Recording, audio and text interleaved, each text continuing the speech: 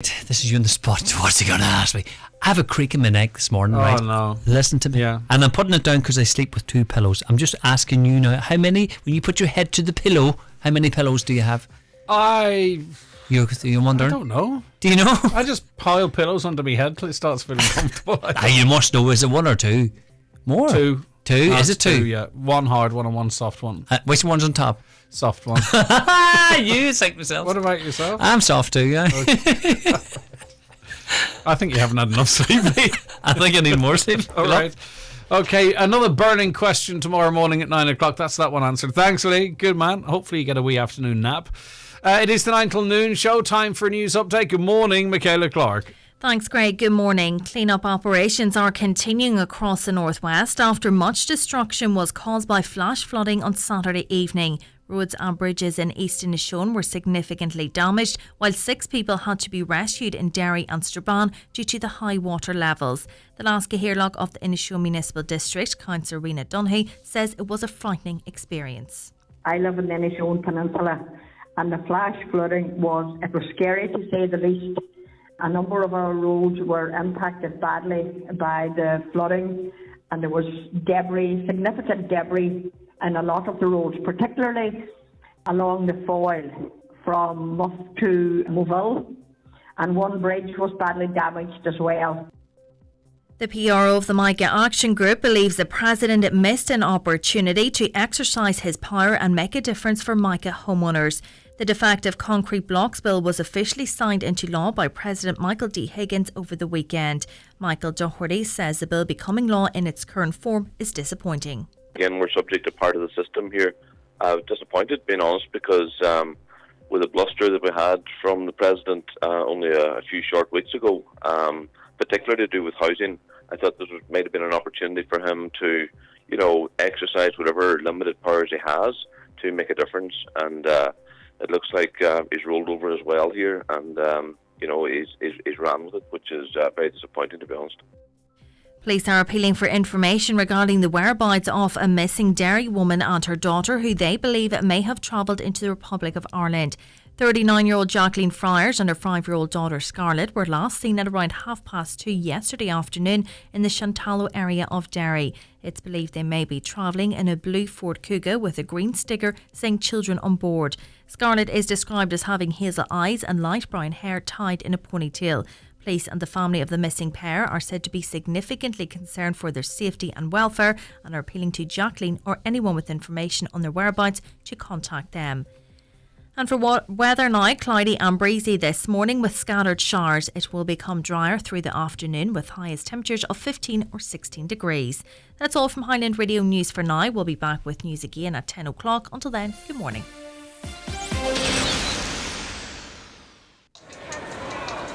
Attention all staff. Clean up on aisle 4, please. That's a clean up on aisle 4. And Jacob, who's popped in for a pint of milk, has diabetes. We don't always know who's at risk from COVID-19 and other viruses, but we do know how to protect them. Keep hands clean and wear a mask. Let fresh air in, get vaccinated and stay at home if you are unwell. From the HSE, for us all. The 9 till noon show with Letterkenny Credit Union, now offering mortgages from 40,000 to 600,000 euro with no hidden fees or transaction charges. Letterkenny Credit Union, 9102127. And now, it's time for the talk of the Northwest, the 9 to noon show with Greg Hughes on Highland Radio. Hello, good morning. It's the start of another week. This one Monday, the 25th of July, 2022. How are you keeping? I hope you are well. And hopefully you're with us for the rest of the programme here on Highland Radio, and for the rest of the day too on your local radio station. Okay, 086 60 25,000, that's the WhatsApp and text number. The lines are open for you right now. If you want to interact with us on social media, why don't you do so while you're watching the programme? Get on our website, highlandradio.com, watch us in your browser, or YouTube, Highland Radio Ireland, or across our Facebook pages as well. You can call the programme. The lines are open right now for you, 07491 25,000. And we had another weather event at the weekend, again impacting Inishowen, East Inishowen, really quite severely. If you were caught up in that, if you've got a view on that, of course we're going to be discussing that on this programme. Get involved in that conversation as well. Tell us what you experienced, what it was like. I know lots of people in the Derry Strabane area also impacted by this weather event, which wasn't really forecast at the extent it was. I'm not sure if it could be really, but also it was very reminiscent, though not quite as severe as 2017. What lessons have we learned? What measures have been implemented since then to try and avoid a once-in-a-lifetime event, which has happened twice in 5 years? Again, seemingly not to the severity of 2017. But tell us your experiences. Get involved in the conversation, please. If you're in Northern Ireland and you want to call us, 00353 7491 25,000. WhatsApps and texts from outside of the Republic of Ireland, 00353 86 60 25,000. Great game of football yesterday. The All-Ireland final, of course, was on. It was heartbreak for Galway. It would have been nice to see them do it, but Kerry too. You couldn't begrudge them either, I don't suppose. If you enjoyed that, you can get involved in that conversation as well. Brendan Devaney will be joining us after 11 o'clock to look back on the GEA action, local and inter-county, and also obviously looking forward to the DL debate, which is broadcast later. And anything else that you want to talk about, get in touch with us. 07491 25,000. We really want to hear from you. The Derry People, Donegal News, the 2022 Mary from Dunlow contestants are pictured across the front of that paper today. Daniel O'Donnell doing his thing yesterday in Dunlow. A good crowd, seemed to have turned out in awful weather, but he always puts on a show, doesn't he? And events in Dunlow have kicked off in earnest and run throughout the course of this week. And of course, the winning Mary will be crowned next week. And we'll have them in studio as we do traditionally tomorrow to have a brief chat with all 12 or 13 of them. So we're looking forward to that as well. And it forms part of their week of events as well. Thankfully, seemingly, though, I keep getting these reminders from last year and the year before from Google. Photos and videos, and the weather was amazing last year. We're not getting that this year, are we? But hopefully now for this week it will be dry and warm at least before the weather turns again heading into the weekend. But it would just have been nice to go a bit of a longer summer.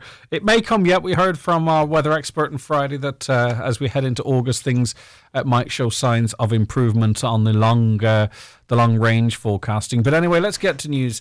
The state is taking a radical approach in the unblocking of land. A dereliction conference in Letterkenny has heard. Minister of State at the Department of Housing, Peter Burke, officially opened the groundbreaking Derelict in Donegal and Beyond conference in Dillon's Hotel on Friday. He told of a raft of measures being put in place to tackle vacancy and dereliction. Minister Burke said the country continues to respond to pressing challenges presented by Brexit, the COVID-19 pandemic and climate emergency, added to which is the war in Ukraine. Also, it would be fantastic to see decision makers, policy makers, to take some responsibility themselves. Brexit, we were told about that a long time in advance. We should be able to deal with the likes of the COVID pandemic. Climate emergency is nothing new, and immigration is nothing new either. And yet here we are. We look externally. I think sometimes we need to make sure we're looking internally as well. The Derry News tells us the SDLP leader Colm Eastwood has announced his party's intention to become the official opposition in the Northern Ireland Assembly. The Assembly has failed to form an executive since the May 5th elections due to the DUP's refusal to engage in the process until its issues with the Northern Ireland Protocol were addressed. In a bid to end the political status, Mr Eastwood has nominated South Belfast MLA Matthew O'Toole as the leader of the official opposition. Mr Eastwood has written to the Speaker of the Northern Ireland Assembly, Alex Maskey, signalling the party's intentions ahead of the recalled Assembly on Tuesday. That's tomorrow. I was looking through the national newspapers trying to pick out some interesting stuff to talk to you about, but I have to say it was something of a challenge. Not an awful lot happening in the papers at the very least for a Monday morning. But anyway, this is the Nationals I talk of. The Irish Independent, a picture on the front of David Clifford. He celebrated yesterday's victory against Galway in the All-Ireland final at Croke Park. It's a fantastic picture. They always are, though, because people are so happy and it means so much to a county. But the news story in the front of the paper, higher social welfare payments for workers who suddenly lose their jobs are in the mix for the budget. A longer-term plan to get early retirement and former carers to take up part-time work is also in the pipeline. To avoid the so-called income shock or cliff edge of going from a full wage to a social welfare payment of €2,008, newly unemployed workers would get higher unemployment benefit. The different rates would be based on individual levels of income and how long a person is unemployed. The intention is to tide over workers who will be unemployed for a short period before getting another job. The system is modelled on the PUP. At one point, there were 5 different rates of PUP, ranging from $350 down to $150 for part-time workers. Different rates of dole are common in other European countries and help workers adjust to declining incomes. And I also heard over the weekend, talking about retirement, that Micheál Martin effectively said that we need to get rid of retirement, compulsory retirement. Is that something you'd be in favour of? 08660 25,000. Let's go to the front of the Irish Times. Another picture of the end of yesterday's football match. But this news story here, coalition leaders to meet over emissions deadlock. This is causing some tension amongst the coalition. And I remember asking, I can't remember which leader it was, would the trust last into the sort of second change of leadership? Because obviously then the parties have an eye on the next general election. And would you hand your rival, albeit your partner in government, a big run-in to steal all your limelight?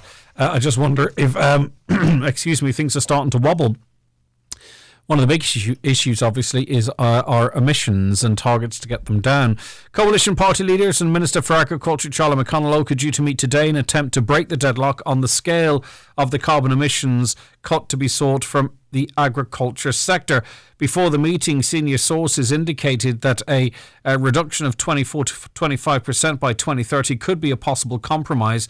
Discussions between ministers and officials over the past week have failed to yield agreement on the point between 22 and 30%, at which emissions of greenhouse gases from the agriculture sector will be expected to be reduced by before the end of the decade. And I just feel that we're throwing a lot of the conversation and challenges onto the farming community, not we, but the country as a whole. And I just think sometimes, is it the path of least resistance that there's an awful lot of other areas that equally perhaps need to show some reductions, and yet all we ever do is talk about farmers and agriculture. Why? And I think a group of Fine Gael TDs have put out a press release to that effect. I haven't got my eyes on it yet, but I will. Let me see. These discussions that are ongoing have delayed the announcement of a government-wide plan for emission reduction ceilings to be sought from various sectors. Coalition sources said they would try to reach agreement today in a meeting at the Cabinet Committee on Climate Change, which is likely to be attended by the Taoiseach, Taoiseach Green Party leader and Minister for the Environment, Eamon Ryan, Minister for Public Expenditure, Michael McGrath, and Mr McConnell Logue and his senior officials. On to the Irish Daily Mirror. We've covered this when it was launched, but I'm just mentioning it again in case maybe one or two of you haven't taken up this scheme and it might be of benefit for you and might have a positive impact in your life. So I thought I'd mention it again. There's been a low uptake on a new government grant that offers free wigs and hairpieces to people suffering from alopecia and other medical conditions. A Fine Gael TD has called for an awareness campaign after it was revealed just 183 have availed of the grant. The €500 grant came into effect on June 1st, with the Department of Social Protection saying it was expected to support around 2,000 people during the first year of its introduction. Figures obtained by Fine Gael TD Emer Higgins show that in the nearly 2 months since its introduction, there's been a very low level of uptake. So there's €500 there for you if this would suit you. And at the moment, only 183 people out of 5+ million in this country, many of whom would be perhaps affected by hair loss for one reason or another. So maybe it's because you don't know about it, and I'm just mentioning it again in case it could make a big difference to one or two of you. The Irish Daily Star, the Commission for Regulating Electricity warned the risk of security of supply of power in Ireland was acute amid fears of significant outages and collateral damage to government policy and climate change. The latest risk register for the Commission for Regulation of Utilities scored challenges to supply at 5 out of 5 for impact and 4 out of 5 for the likelihood of them happening. This created a risk calculated at 20 out of 25 that electricity supply needs would not be met between now and 2025. It warned of the potential for the loss of load expectation higher than target, and or significant events occurring during the period, such as significant outages. The risk register added the potential to hamper public sentiment for climate action plan and the transition to a low carbon future. Maybe it's time to get a generator for the house, is it? I know a few people that have them. Thankfully, they don't have to use them too often. But are we at the point whereby we should be ringing up our local suppliers or electricians and finding out, is it practical to get a generator for the house? It's something I would be tempted to think on. The Sun tells us that a large number of people not eligible to receive the COVID-19 vaccine are seeking appointments at pharmacies. Irish pharmacies have now administered over 1 million COVID-19 vaccines and are currently vaccinated around 2,000 people a day. But the Irish Pharmacy Union had said a high number of people who are trying to get appointments are not eligible to receive the vaccine. IPU President Dermot Toomey said many of those are not in the target cohorts or may have had COVID-19 in the past 4 months. There's a lot of not strange stuff, but unusual decisions going on, I would say. And NIAC has recommended the administration of a third booster to over 65s now, right? And it's the old vaccine still. Only half took up the second booster, and they're okaying a third now, which to me the timing seems a little strange if you're into that kind of a thing, because of course we've just come through a wave now, and the big concern is the flu period, isn't it? Sort of November, December, January, October, November, December, January. I would have thought, mate, why not hold off and see if there's a better jab at that time? I don't know. But they've made their decision, and we'll see what the uptake will be. I suspect it might be low. Okay, we're going to talk about that weather event, which impacted many of you over the weekend after these. The 9 till noon show with Letterkenny Credit Union. Is your bank leaving town? Letterkenny Credit Union is now offering MyCU current account and debit MasterCard, bringing full banking features with no appointment necessary to open your account. MD Installations are currently recruiting qualified electricians across Donegal to work on the National Smart Metering Framework Programme on behalf of ESB Networks. Would you like a market-leading salary, bonus and a company van with tools and full training provided? To be considered, you will need a copy of your electrical qualification, a valid Safe Pass and clean driving licence. To apply, visit our website at www.mdinstallations.com or call our Monaghan office on 047 75 971.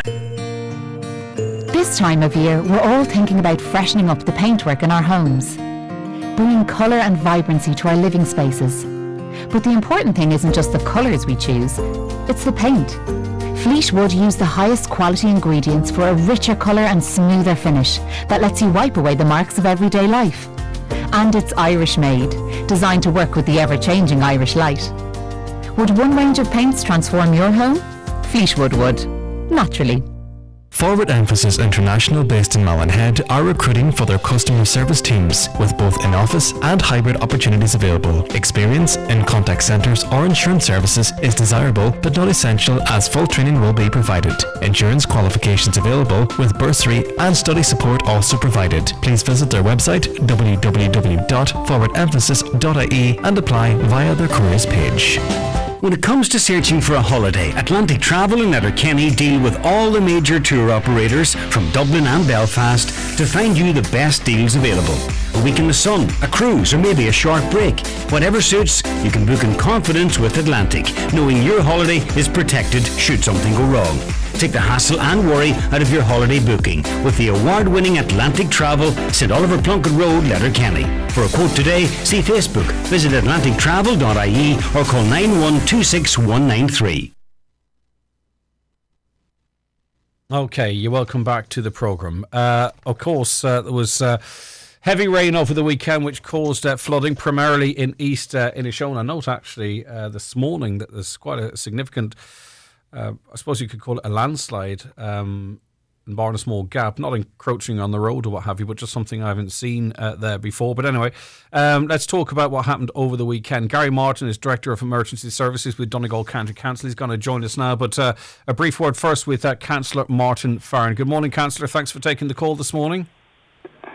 Not at all. Thank you, Greg. Thank you for inviting me on your show. Now, what was the impact at the weekend?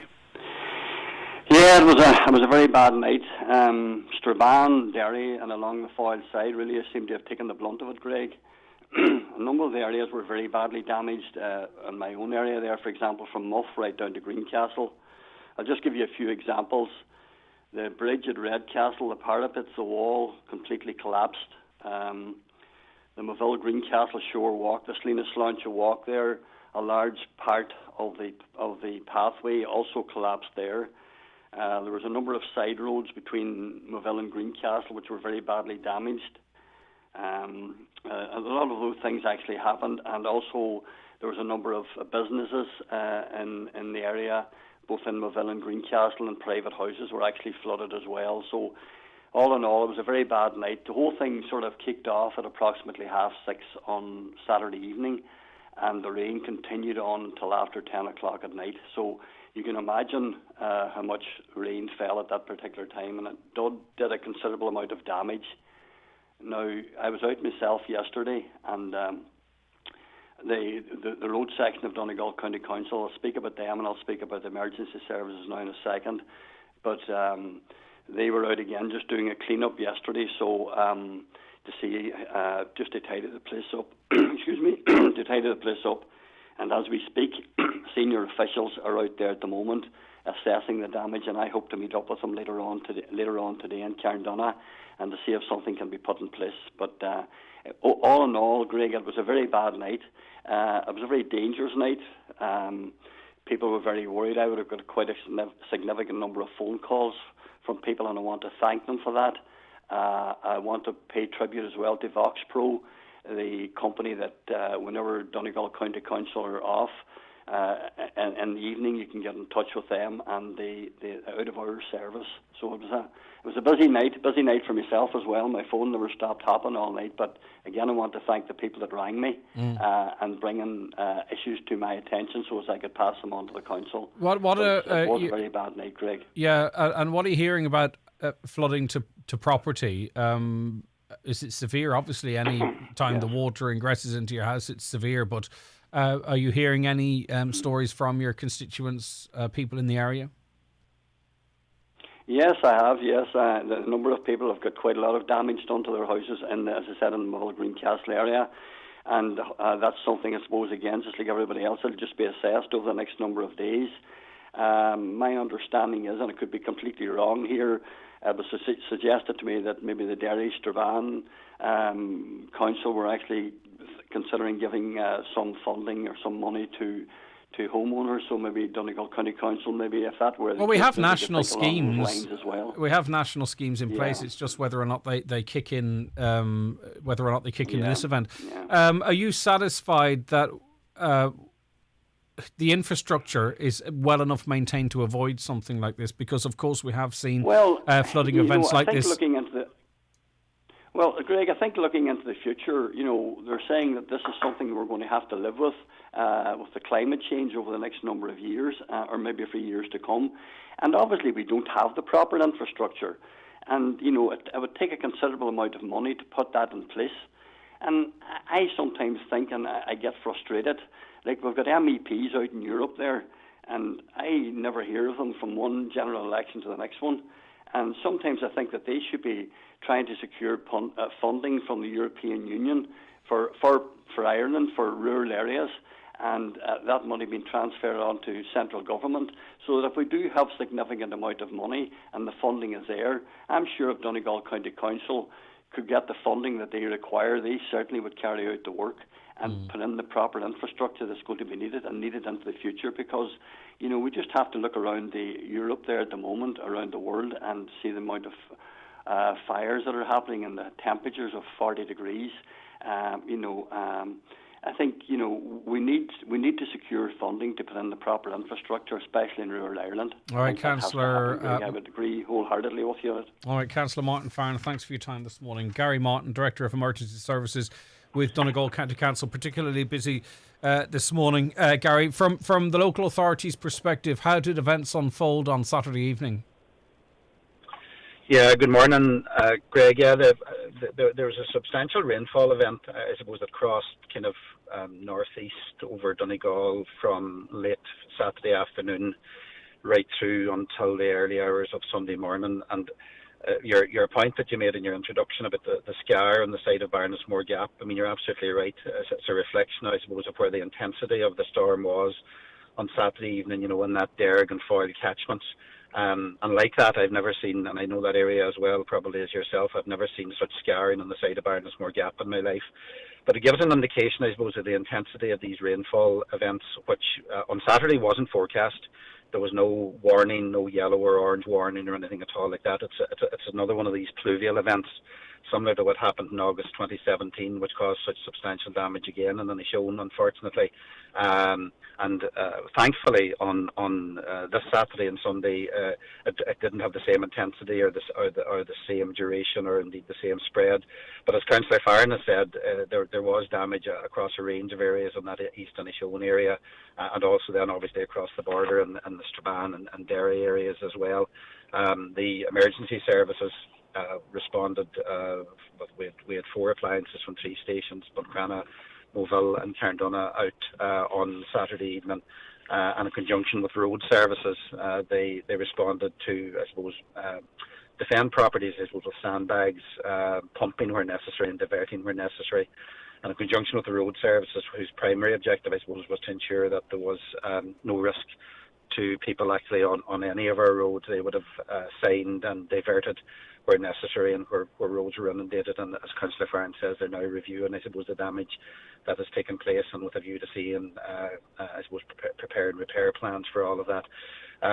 There were a number of properties that were inundated, despite the best efforts of everyone. And just to acknowledge again the huge effort that locals, including Councillor Farron, indeed all of the residents in the Greencastle, Moville, Redcastle areas, and how well they responded on Saturday evening, Sunday morning.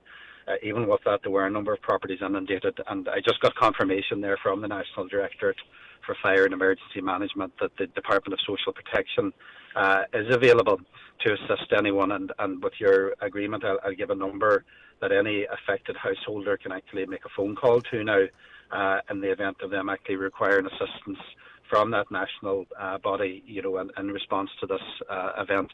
And the telephone number, and they are expecting calls from East Inishowen this morning.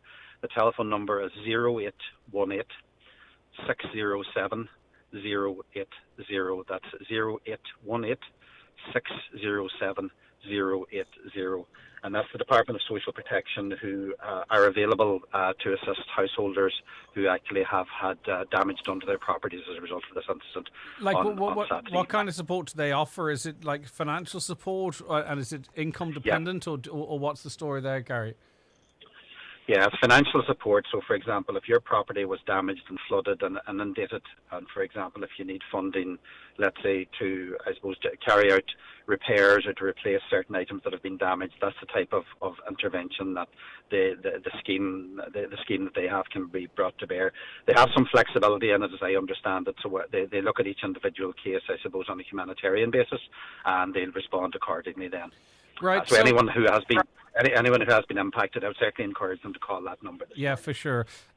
In terms of how prepared we can be for events like this, going back to 2017, and thankfully it's not as severe as that, but we were told that was once in a generation type of event or once in a century type of event, and yet here we are again to a lesser extent. But it just goes to show we are at the mercy of the elements. Are we doing enough to clear our waterways to make sure that even in the summer months that our drains, anything that can sort of relieve water pressure, that is being properly maintained? Do we have a system in place to ensure that is the case, and identify problems and fix them where they may be? Yeah, well, each council road services area in the county would have a cyclical, I suppose, maintenance system of clearing the stormwater drains. And that's to ensure that, the normal flows of stormwater going down into our drains and our towns and in our villages, can actually get away in a normal sense. The difficulty, I think, that happens in these types of events is that the scale of the water falling within such a short period of time inundates, normal drainage systems. And it probably does require now, as we go forward into, I suppose, a new environment where, as you say, what would have been once in a 100-year events are now occurring much more regularly. And there seems to be strong evidence that it's associated with climate change. the design and how we design our culverts and how we design our wastewater systems will inevitably have to be reviewed as part of that. And it was, as Councillor Farron has said, as we learn more about how these events occur, we have to try to design our infrastructure accordingly. The big difficulty is, and as I said about the event on Saturday evening, this could have happened anywhere in the county, anywhere. It just depends on where the rainfall happens to fall at any given time.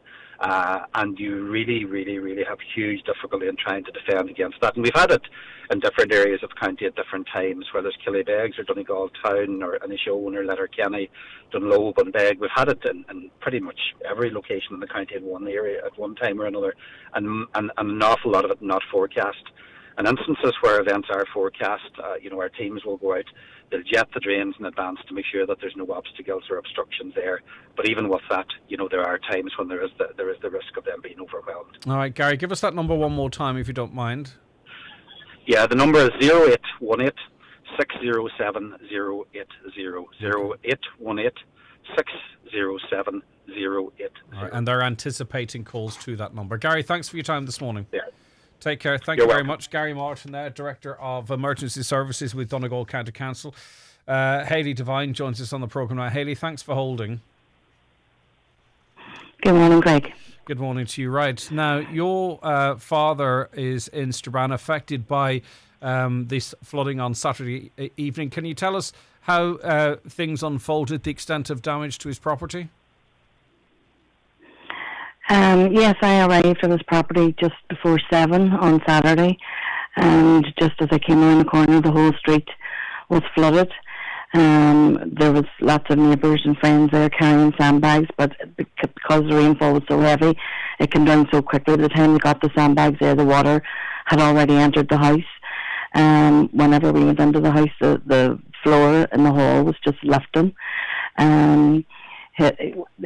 This house has just been repaired. It's not even, its furniture's not even a year old.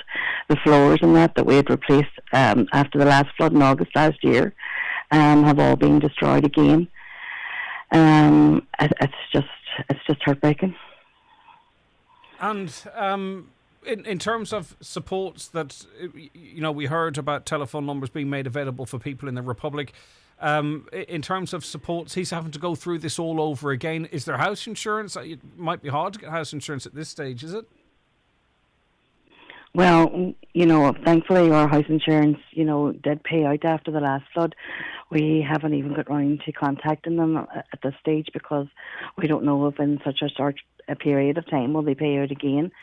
It's not just, the monetary loss, it's the upheaval. My father's a pensioner, and it's just, the upheaval of having to do this over again.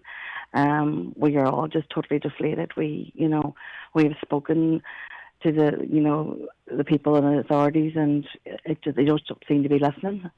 And I've jumped the gun a little bit there because the feeling is, Hayley, that the writing was on the wall here.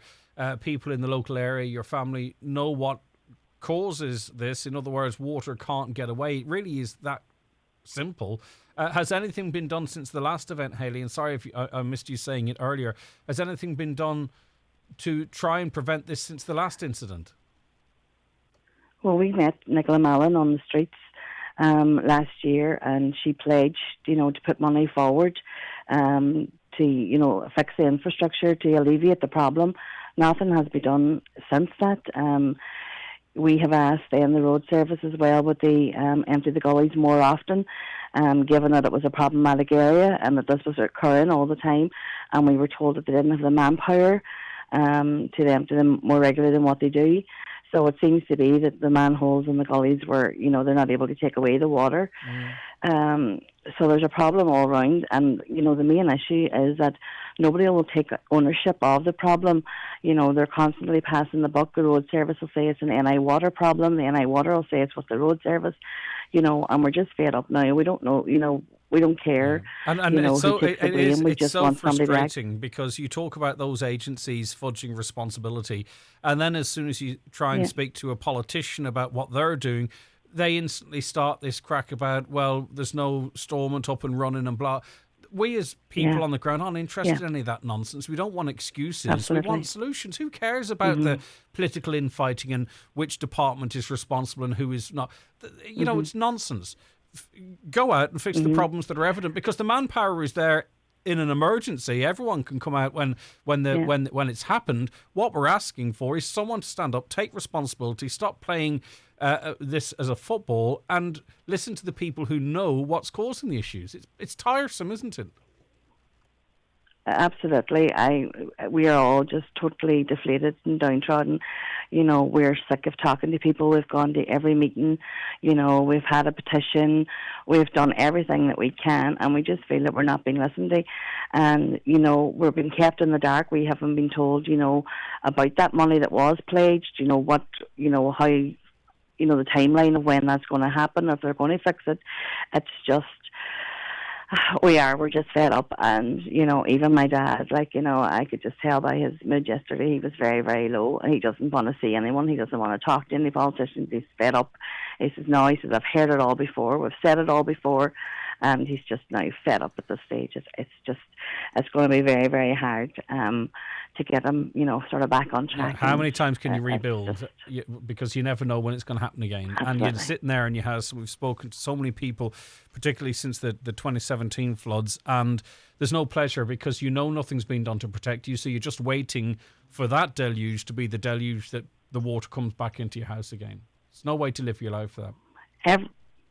Every person on that road lives in fear. As soon as there's a heavy rainfall, you know, I know my own father would be pacing the floors just watching and waiting to see, you know, if the water's going away. And they're living in fear. It's heartbreaking. Like, I mean, there's at least 4 pensioners who live alone in that area. You know, there's a lady of 84 who was there, and her own house hadn't finished the repairs from the last flood. And, you know, and to see her floors and furniture being thrown out into the garden yesterday was just soul destroying. It's you know, I can't see any other person putting up with us, or, you know, I don't know why. You know, as I say, we've been very dignified. We've attended the meetings. We've done what we've been told to do, but I don't know. It's just, I have no words. I really am. I'm totally deflated myself, because I know the clean-up operation that's ahead of us again. You know, we've been there. We've done it all. We managed to get my dad back on his feet, and he was just, you know, loving life, and just, you know, loved getting home in the evenings to get in, to sit down, and, you know, to come home. He was actually at Mass on Saturday. He didn't even know he had been flooded, and he just came back from Mass, and he just sat in the car. He couldn't even get out of the car. He was just that disgusted. Yeah, the toll goes far beyond floors and couches. It's absolutely, the impact is far greater than that on a human level. Hayley, best wishes to your dad and everything, and hopefully you get sorted. Very much. All right, thanks so much indeed. That's Hayley there. Staying in Strabane, we're joined on the line now by Emma. Emma, again, thank you very much for taking the call. This is just, it's not once in a generation or once in 100 years. This is happening just way too often, isn't it, Emma? Way too often, Greg. Good morning. Just reiterating everything Hayley has said, we're just at our wit's end. We've been here, we've done this. This is the 3rd time in 2 years. Where do we go from here? You know, the feeling on the street, we're very lucky. We have, as Hayley said, we have a great community. There's 7 in the row, and we all be out to help. But every one of us, I'm sick of it, and I don't want to rebuild my house again. For what? I put my heart and soul into this house to get it back to where it was. And 2 years down the line, after meetings and promises and, you know, petitions and everything, here I am Monday morning with no floors, with soaking wet sofa, no skirting boards, a house that smells absolutely disgusting from sewer water. And where is anybody? Where's anybody to help us apart from each other? You know, I honestly now, I know I can talk for all of us. We just feel at our wits' end. We done everything. We attended every meeting. We were dignified. We listened to what they had to say. We thanked them. And 2 years down the line, here we are again. You know, it's not the people that can do something. It's not them waking up this Monday morning with a house and a street that is completely destroyed. It's us. At these meetings, does anyone recognise what the problems actually are? In other words, we know what we're capable of from an engineering perspective on this island. We can do anything. So someone must know what's stopping the water getting away, what's causing this flooding. Do you feel that information is there? And secondly, if that information is there, why does someone, one organisation or group or branch of the government, step up and sort this problem out? It can't be beyond fixing, because we're constantly have to fix houses. Let's fix the problem. Yeah, it just seems that it's, it just seems like a game of football, one. And from me looking in, I'm fed up of the blame game. I'm not interested. I'm not interested whether it's Northern Ireland Water, whether it's Rivers Agency, whether it's Road Service, whether it's the council. I've had my fill. I'm not worried. Instead of, and I'm sure lots of meetings, I'm sure there has been lots of paperwork and there has been lots of meetings that have gone ahead, but we need action. We don't need more meetings that we're going to do this and we're going to do this. And, we don't need that. We need action, because 2 years down the line, we are in the same situation.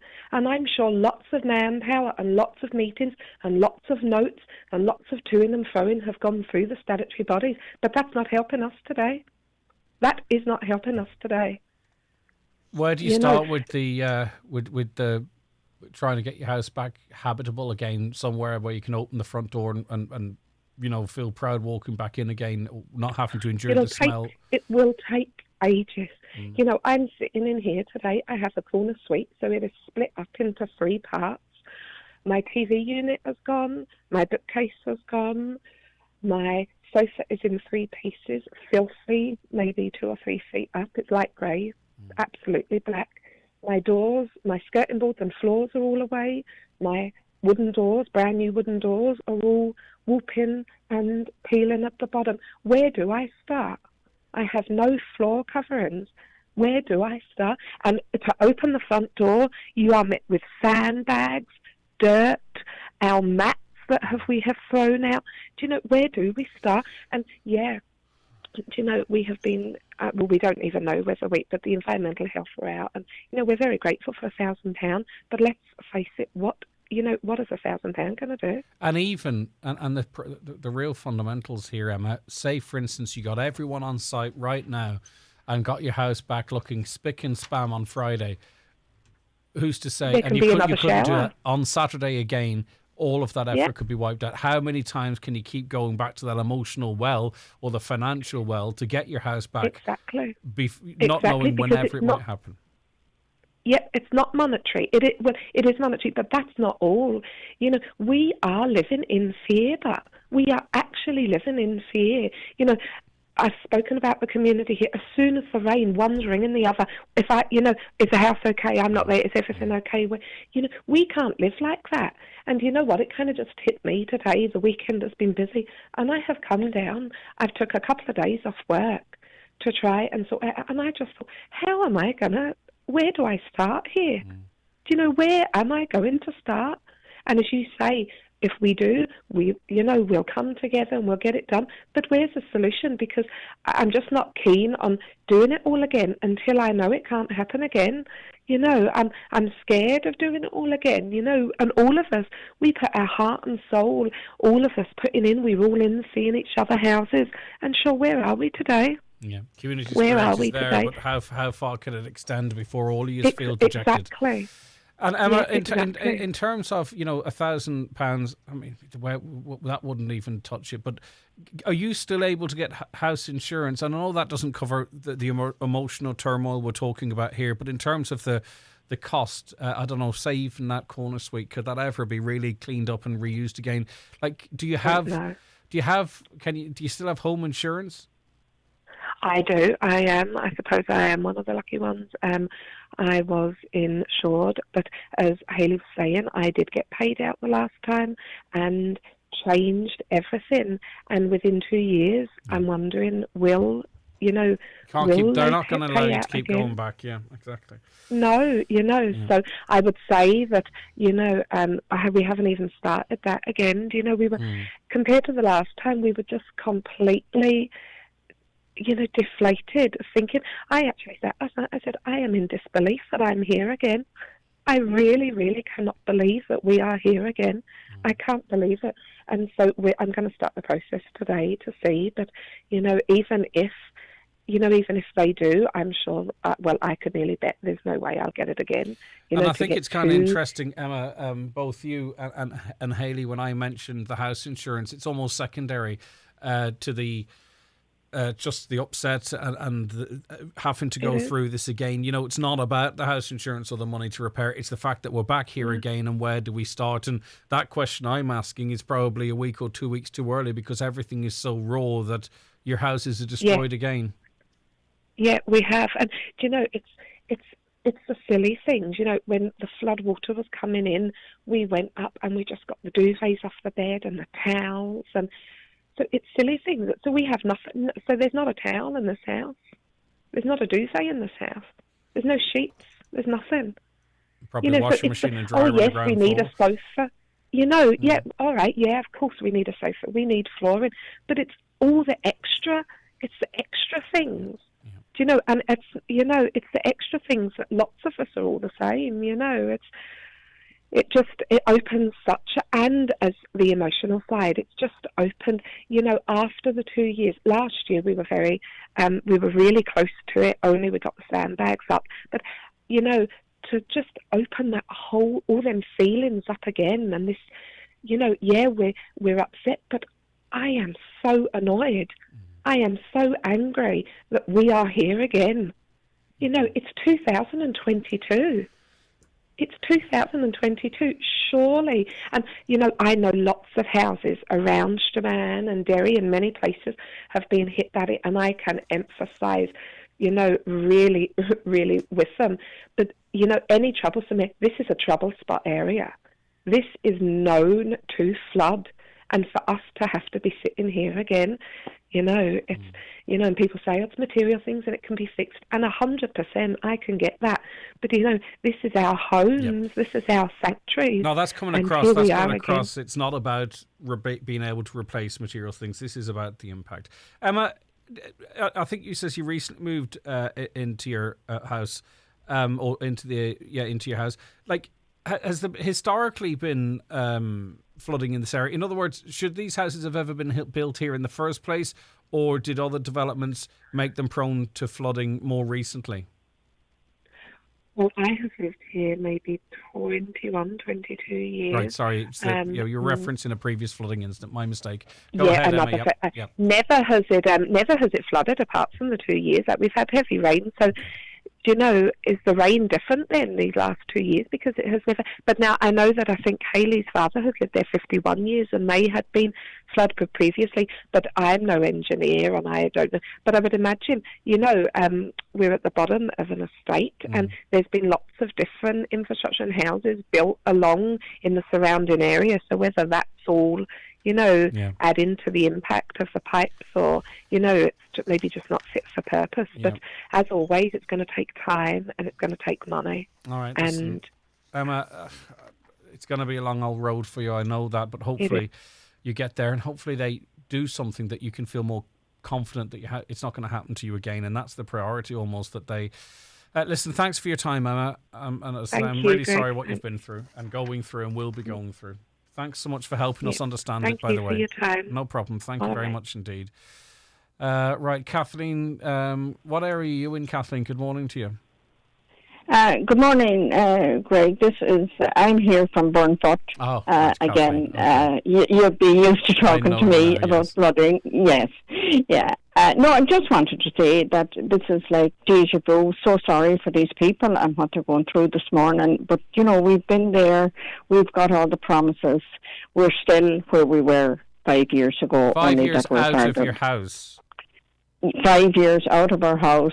No, the latest report, the money that was allocated by Boxer Moran in June 2018, we thought this is great, something is happening.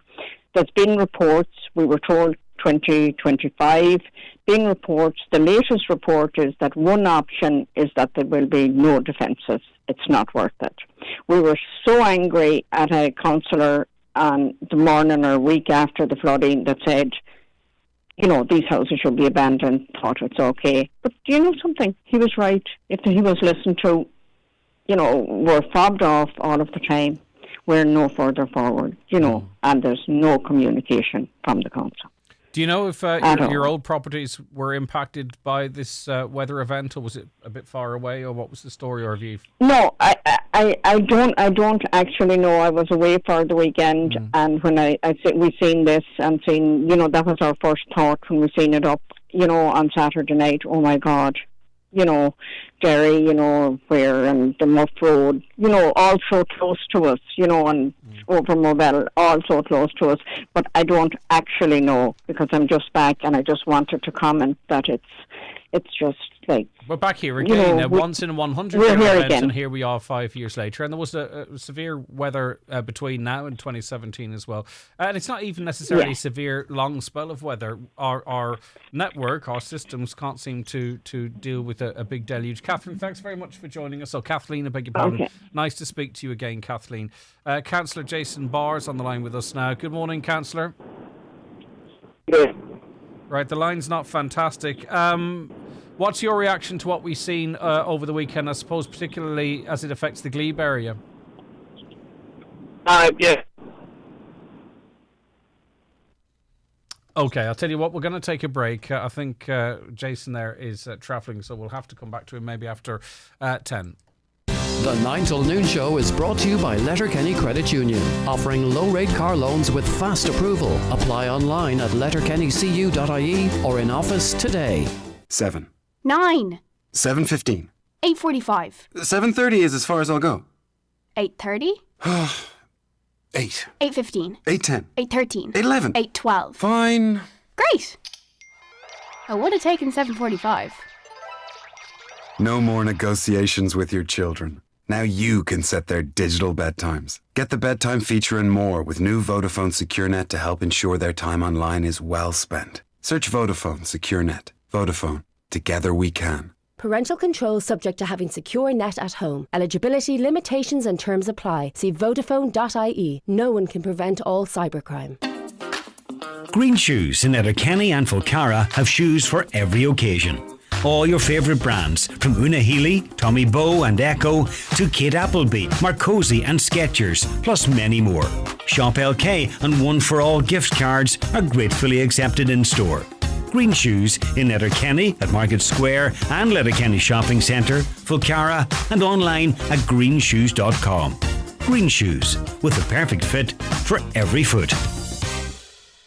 Dergfest Castle Derg, Saturday the 30th of July, featuring Sigma, KC Lights, plus support acts, all under the Big Top Tent. For ticket information, check out Dergfest Music Festival Facebook page. This ad is kindly sponsored by Castle Glass, Castle Derg. The National Inpatient Experience Survey is now underway.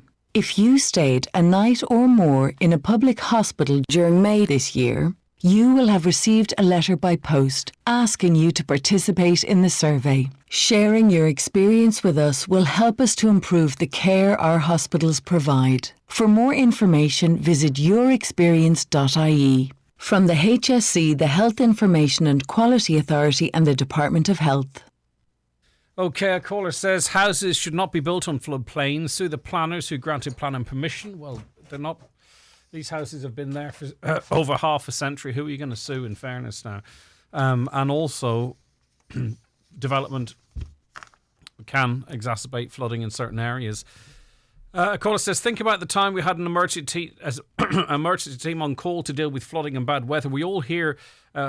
all we hear about is climate change tax. This tax, that time we had a team ready to act on the bad weather, professional people to deal with the change of the bad weather. And indeed, it was post-2017. We were speaking to a gentleman, if my memory serves me correctly, who used to work in an office that coordinated all of this stuff. There was no one blaming, it's that department or it's that department, or we can't do anything because of this. There was just an office, and they maintained the waterways and what have you, and it was all in the one place. And there was no blaming. Greg, I went to Buncrana a week after the last floods and the trees under the bridge were not removed after a week. What does that tell you? Another caller says, I was out the other night of the flooding, and most of it was caused because drains are not being cleaned out. Who's responsible for this? The council, the farmers, or the landowners? It's clear that drains are unable to take the water floods when there is a thunder fallout. I wonder too, though, is the infrastructure powerful enough to take the weather? In other words, even if it's cleaned out, perhaps it needs to be more capable. Right, now we are joined back on the programme by Councillor Jason Barr. Jason, hopefully you can hear me this time.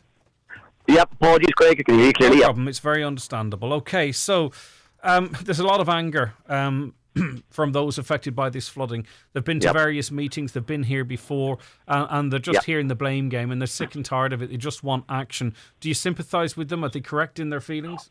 Oh, well, without a doubt, Greg, and I did put up a status on social media, and there's no point me beating about the bush, and I've no shame in saying it. The politicians and Strabane have failed the people, and there's no question about that.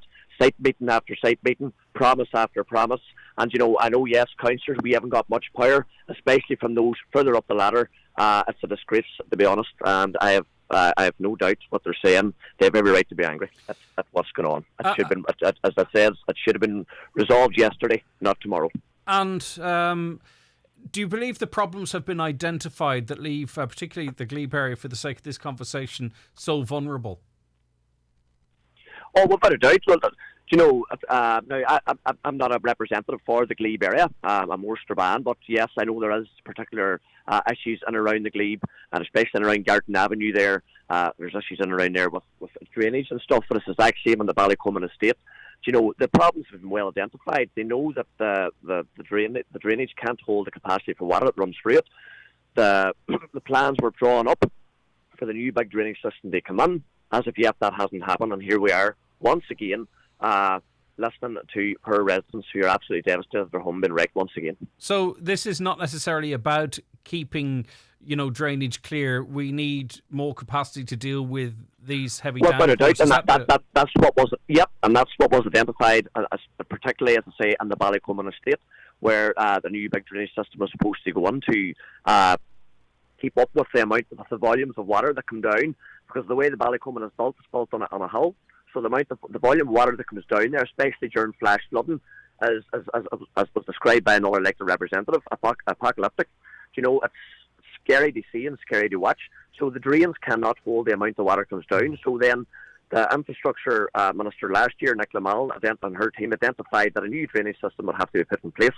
Unfortunately, here we are once again. It hasn't happened. Yeah, I don't want to get into it. I'm sure you don't, or maybe you don't, and I know the families don't want to get into any political argument about, well, Stormont's not up and running because this, that, and the other. No one cares about that. So who ultimately needs to take responsibility for this and get it sorted? Well, as I say, the responsibility does fall under the Department of Infrastructure. The money should be there. The money's there for it. Ring fence for it. Put the men on the ground. Get it sorted. Yeah, they can't go through this. Can't live their lives like this. Councillor Barr, thanks for your time this morning. I appreciate it. Thank you. All right, that's Councillor Jason Barr there. 086 60 25,000 is the WhatsApp and text number from outside the Republic. 003538660 25,000. Okay, we'll be back with more in the 9 till noon show this Monday morning after we take a break for the news and obituary notices. The 9 till noon show is brought to you by Letterkenny Credit Union, with monster loans available up to €60,000 for all occasions. Visit letterkennycu.ie. Do you suffer from high cholesterol, menopause symptoms, digestive issues, anxiety, aches and pains, or a lack of energy? The highly trained team at The Natural Way Letterkenny can provide advice on natural remedies for a number of individual health issues. The Natural Way also has its own brand of herbal treatments to help fight fatigue, relieve digestive discomfort, maintain a healthy immune system, and alleviate common menopause symptoms. The Natural Way at Letterkenny Shopping Centre, your one-stop health shop. It's the 50% off mega summer sale at Right Price Tiles and Wood Flooring. Up to 50% off all tiles, wood flooring, outdoor slabs, cladding and bathware. Everything in store has been slashed in price. The Right Price Tiles and Wood Flooring, 50% off mega summer sale. Stores nationwide. Sale extended till Bank Holiday Monday. Attention farmers and professional users of pesticides and sheep dip. Recent EPA reports have identified that some rivers in Donegal have been impacted by toxic effects from pesticides, including sheep dip. So Donegal County Council would like to remind farmers, contractors and gardeners of the need to follow best practice when using these products. Firstly, read the product label carefully. Avoid spills. Stay well back from open drains. Rinse empty containers 3 times into a sprayer, and don't spray if it's windy or rain is forecast in the next 48 hours. Follow Teagasc advice on safe disposal of spent sheep dip, which should never be released into any watercourse. Donegal County Council, protecting the environment. Live, on air, online and on the Highland Radio app. This is Highland Radio News. Good morning, it's 10 o'clock. Donald Kavanagh at the Highland Radio News Desk. Clean-up operations are continuing across the northwest after destruction was caused by flash flooding at the weekend. Significant damage was caused to the road network and bridges in East Inishowen, while elsewhere in the northwest, in Derry and Strabane, 6 people had to be rescued, with many areas affected by flooding there. Gary Martin is the Director of Economic Development, Emergency Services and Information Services with Donegal County Council. He says it's been confirmed that funding has been made available to support people from the Department of Social Protection. There were a number of properties that were inundated despite the best efforts of everyone, and I just got confirmation there from the National Directorate for Fire and Emergency Management that the Department of Social Protection is available to assist anyone, and I'll give a number that any affected householder can actually make a phone call to now in the event of them actually requiring assistance. And they are expecting calls from East Inishowen this morning. The telephone number is 0818 607 080. That's 0818 607 080. Well, Councillor Albert Doherty is calling for a full audit to be carried out on infrastructure right across Inishowen. Even as we speak, there might be people in their homes or businesses as they're opening today that there may be damage. So I think there's an onus on us to do an audit, learn from what happened 5 years ago, and we'd have to seek significant funding aid again to assist us and to put everything back into a proper way of working again. Works that were to have been carried out on the High Road in Letterkenny have been postponed following a meeting between Irish Water and Letterkenny Chamber. It was confirmed the works will now be carried out in January. A number of local businesses had expressed grave concern at the short notice that had been given, saying that August is a prime time for business and disruption during the month would be disastrous for their turnover. Police are appealing for information regarding the whereabouts of a missing Derry woman and her daughter, who they believe may have travelled into the Republic of Ireland. 39-year-old Jacqueline Friars and her 5-year-old daughter Scarlett were last seen at around 2:30 yesterday afternoon in the Shantallow area of the city. It's believed they may be travelling in a blue Ford Kuga with a green sticker saying children on board. Funding has been approved for a new GTech digital hub on Tory Island. Uthras na Gaeltachta approved the monies at its monthly board meeting for the development adjacent to the island's community centre. The project is being developed by the island's community cooperative. It'll offer shared workspace and be available as a community space and also a meeting centre. Funding's also been approved for digital hub in Mallinbeg, then Columcille, in cooperation with Donegal County Council. The PRO of the Micah Action Group believes that President Michael D. Higgins missed an opportunity to exercise his power and make a difference for Micah homeowners at the weekend. The Defective Concrete Blocks Bill was officially signed into law by the President. Michael Doherty says his lack of action is disappointing. Again, we're subject to part of the system here. Disappointed, being honest, because with the bluster that we had from the President only a few short weeks ago, particularly to do with housing, I thought this might have been an opportunity for him to, exercise whatever limited powers he has to make a difference. And it looks like he's rolled over as well here, and he's ran with it, which is very disappointing, to be honest. A group of Fine Gael TDs and senators say finger-pointing at the agriculture industry could impact the country's reputation as a sustainable food producer. John Paul Phelan, David Stanton, Charlie Flanagan, Paul Keogh, John Cummins and Garth Ahern have issued a statement on the planned carbon emission cuts to the sector, claiming a false narrative is putting blame on farmers. It comes as talks continue this week on the cuts, with question marks over whether agriculture will be asked to bear cuts in the order of 22% or 30%. Carlow Kilkenny TD John Phelan says they're not looking for agriculture to be exempt, but he says it must take a fair proportion of the burden. We're seeking that the emissions would be at the lower end of the range that has already been pre-agreed. Currently, that range is 22% to 30%. So we're not seeking that agriculture would be exempt. We are seeking that it would be at a level that can be achievable for farmers, but also be a significant reduction. So, anything up to 24, 25% reduction in agricultural emissions.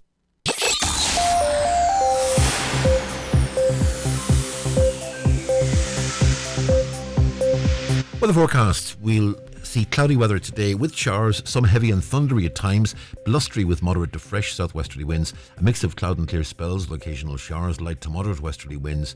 They will remain fresh near coasts in lowest temperatures of 11 to 13 degrees Celsius. Tomorrow will start cloudy with scattered showers, becoming clearer through the afternoon and evening, with some decent sunny spells developing. Highest temperatures tomorrow 15 to 18 degrees Celsius, light to moderate northwesterly winds, remaining fresh near coasts. And that's Highland Radio News. We're back with news headlines again at 11 o'clock. Good morning.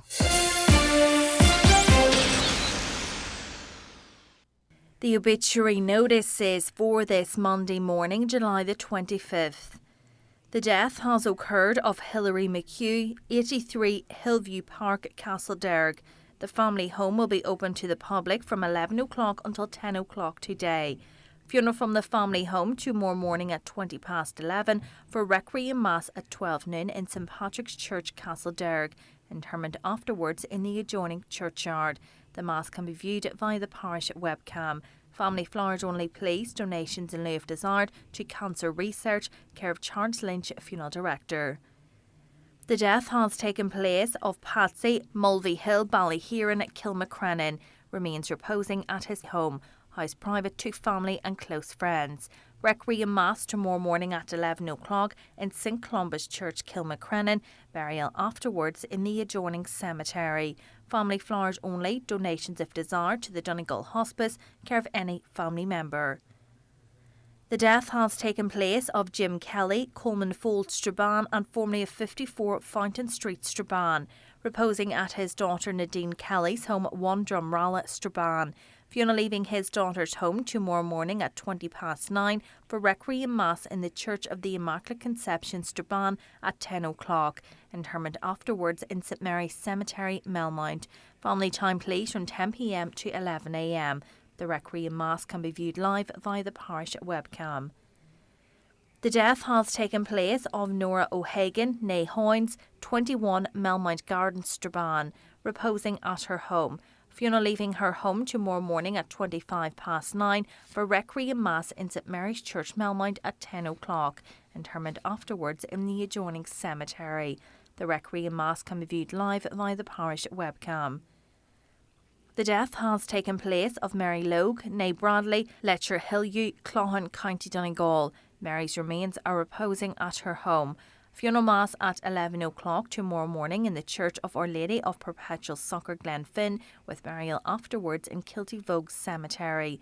The funeral Mass can be viewed live on MCN Media.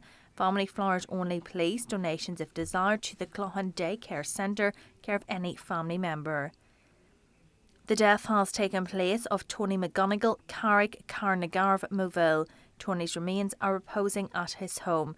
Funeral Mass will take place tomorrow morning at 11 o'clock in St Pius X Church, Moville, followed by burial in Ballybrack Cemetery. Funeral Mass can be viewed live on movilleparish.com. Family time please from 11 o'clock tonight and before the funeral tomorrow. Family flowers only. Donations in lieu to Ard Avon Carndunna, care of any family member. The death has occurred of Annie Callahan, née Sweeney, Main Street, Killygordon. Remains reposing at her late residence. Funeral leaving from there tomorrow morning at 10:30 for Requiem Mass in St Patrick's Church at Crossroads, Killygordon at 11 o'clock. Interment afterwards in the adjoining churchyard. The Requiem Mass will be streamed live on St Patrick's Church at Crossroads, Killygordon Facebook page. Donations in lieu of flowers, if so desired, to the Patients Comfort Fund, Barnsview Ward, St Joseph's Community Hospital, Stranorlar, care of any family member. The death has taken place of Terence McNamee, 28 Knockanilla Road, Douglas Bridge. Remains are reposing at his late residence. Funeral from there this morning at 10:15 for 11 o'clock Requiem Mass at St Eugene's Church, Glenorchy, with burial afterwards in the adjoining cemetery. The death has taken place of John Roger Killienure Convoy. His remains are reposing at his late residence. Removal from there this morning at 11:15 for 12 o'clock funeral mass in St Mary's Church, Convoy, followed by burial in the family plot in the old cemetery. Family time please before the funeral. Family flowers only, donations if desired to the Donegal Hospice, care of Terence McClintock, funeral director.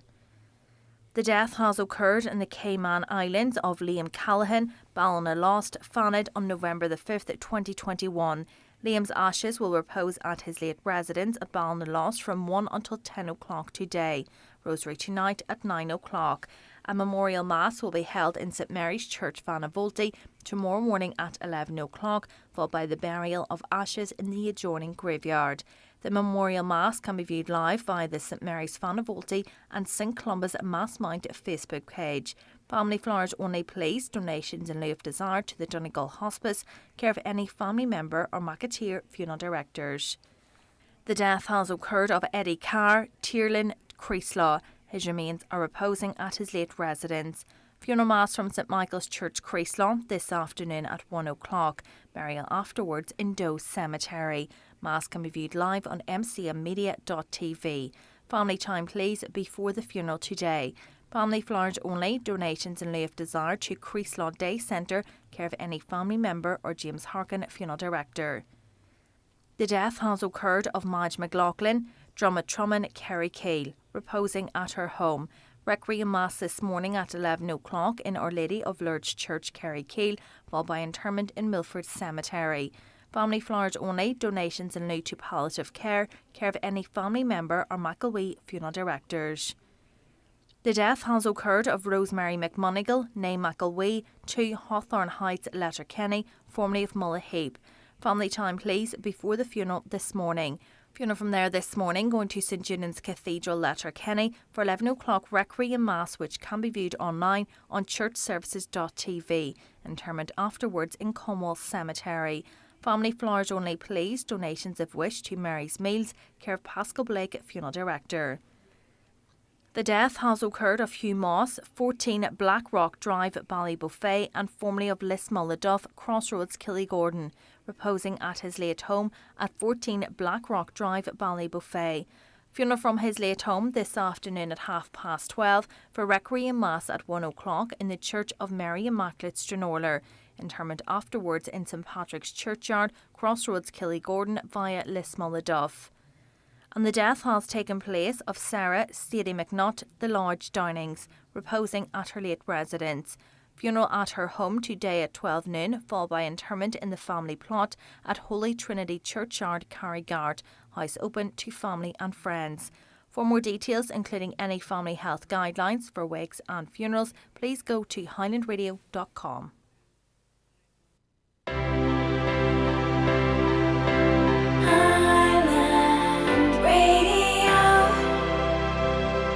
Right, you're very welcome back to the second hour of the 9 till noon show. Good morning. If you are just joining us, it's good to have you on board. A reminder for you that you can watch the programme on our website, highlandradio.com, or you can follow us on our social medias. You can watch on YouTube or on Facebook.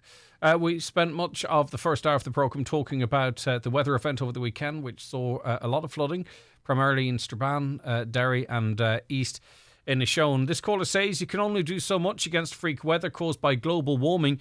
Build the wall higher or make the drains bigger, and next year there'll be a bigger deluge and more flooding. The only way to beat freak flash floods is by making the houses, i.e. doors and windows, watertight. I mean, if you have...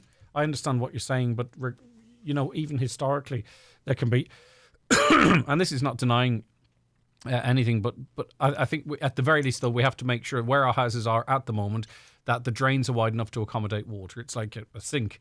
You put your 2 taps on and the drain will comfortably take the water away. You empty a kid's bath into it and it will quickly overflow. We need bigger drains. It's that simple. But of course, we also need to be looking to the future as well.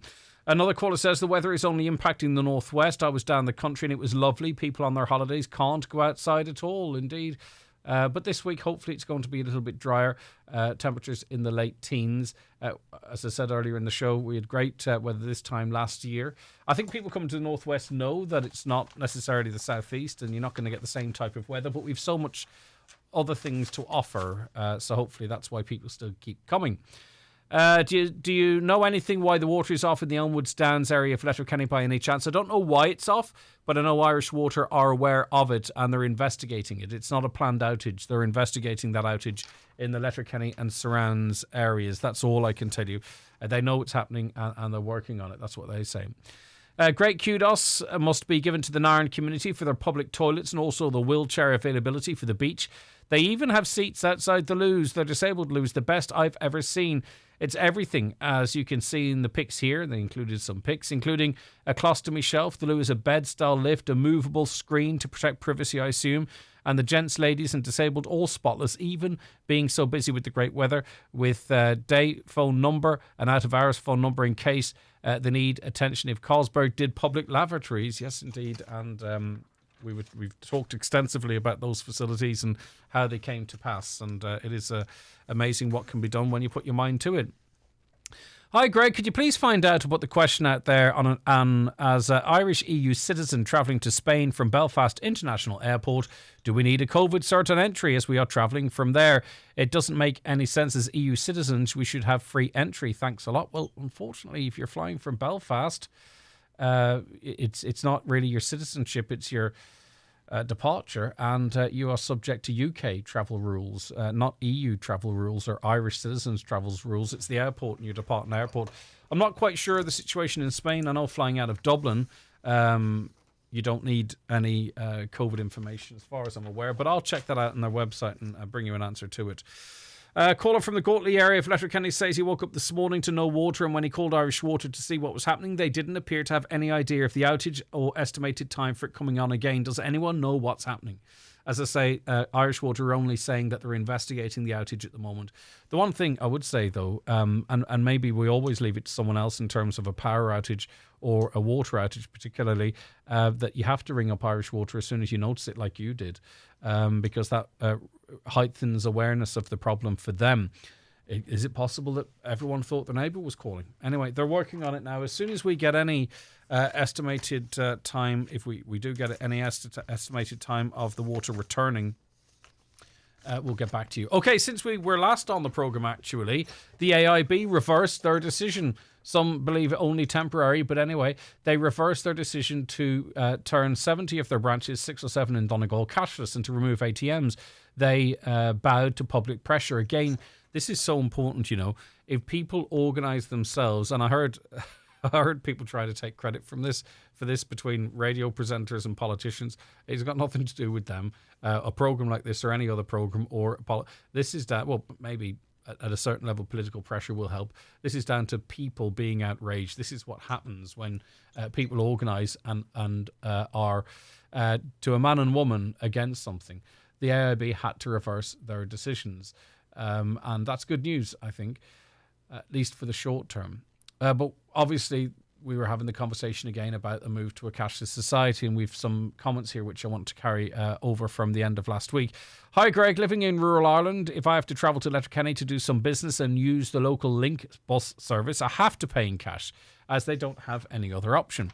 Another caller says, I don't want cashless banks. I'm a young person and I use cash as I can watch what I'm spending and I know what I've left each time I buy something. Indeed. Another, I went to the bank this morning to lodge my paycheck. If I go to the counter, it's in my account in a few minutes. If I use the machine, it's not there until 2 p.m. The counter staff refused to do it today, saying I had to use the machine. I refused, saying I'm paying a premium to use my bank account and I want counter-human experience. She eventually gave in and served me. I think this is disgraceful.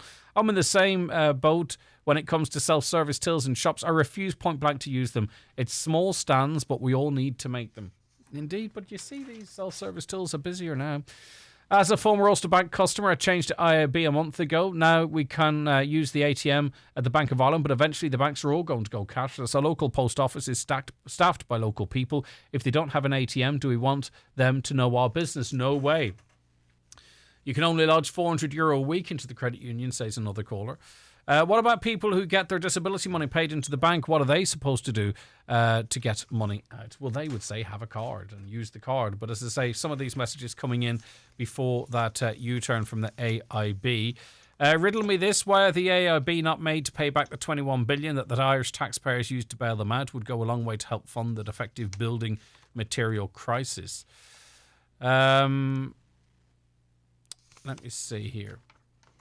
Mainstream media contribute a lot to social media pylon. The biggest pylon in recent years in Ireland was when a journalist reported and tweeted false allegations about innocent male teachers in a Carlow school. This was retweeted with critical comments by many other journalists and some politicians, making it go viral worldwide. Very few of them bothered to clarify or report the truth after the Press Council ruled the story to be untrue. A minority deleted the tweets afterwards without a comment. Yeah, indeed. And that's 100% true. And I think that's as it relates to comments I talked about yesterday. But listen, just because a pylon comes from the mainstream media, it doesn't make it legitimate. And it's happening, and it happened last week on the national airwaves, because someone won't speak to us, so let's punish them for not doing so. Well, that's exactly how it felt. I don't want to go into the details of the case, but you're right. I remember that story as it relates to those school teachers, and I remember seeing the tweets. And I think even someone asked me to retweet it, and I refused to do so because I didn't like it. And we all have to make individual decisions. And if mainstream journalists want to be held above others reporting news or claiming to be journalists, well, they have to hold themselves to a certain standard as well. And I fully agree with you. I think you're right. And they are very, very slow to apologise. Delete the tweet and hope it goes away, and often it does. But you're right. They should be held to account and asked to explain what they did and why they deleted it, and to apologise if they did harm to people. Right. Hi, Greg. When I was applying for a loan with AIB, they went through my statements and they asked me what a withdrawal of cash was used for. A cashless society will know every detail now, so they wanted to know what withdrawal cash was being spent on. Right, if the government wants cashless, that's good enough reason to keep cash. You can rest assured that it is not in your interest. Again, the banks themselves are private companies, insurance companies that don't want to deal with you necessarily in person. They want you to ring up someone in an office and they'll discount you for that. Your electricity company that doesn't want you to have a paper trail of direct debits, they'll email you, they'll discount you for that. They'll give you money off if you buy a product online rather than going into a shop. The banks will reduce your fees if you don't use cash. I'm not sure this is being driven by government necessarily. I'm not sure they have the wherewithal to do something with this level of organisation. These are private companies for the most part, albeit we have stakes in some of them, but they are run as a private company, and the government says, well, we're not interfering. I think this is more being driven by big corporations rather than the governments. But anyway, that's just a view. This caller says, if the government wants cashless, that's good enough reason to keep cash. You can rest assured that it's not in your interest. After the COVID con, as they call it, where 3/4 of the people rolled over and got a vaccine and a passport to track you, the current climate, please tell me you can see that cashless society will be used to control and manipulate. People must wake up. You see, people tell people to wake up.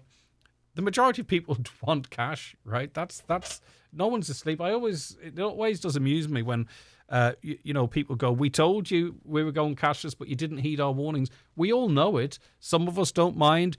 Others are fighting against it, rallying against it. All of the people from all different points of view rallied against the AIB decision, and they got it reversed. No one needs to wake up. The public are fully awake. They just choose to get involved in what they disbelieve or what bothers them. AIB shutting down their cash services in some branches. That annoyed the public across the board enough that AIB had to change their decision. It wasn't, everyone knew or know the direction of traffic, where we're going, what they want, but they resisted it. The people resisted it, and we see the result. Okay, good luck if you're playing the bingo today. Here are the numbers. It's time for Ncbi Bingo on Highland Radio. It's Monday, July 25th. You're playing on a green coloured sheet. The reference number is S6. It's game number 30. The numbers are 75. The number 4. The number 8. 71. 64. 23. The number 3. 45. 44. And 77. Phone your claim to 9104833 before 8 p.m. tonight, leaving your name, contact number and the name of the shop where you purchased your book. Get all your Ncbi Radio Bingo information at highlandradio.com.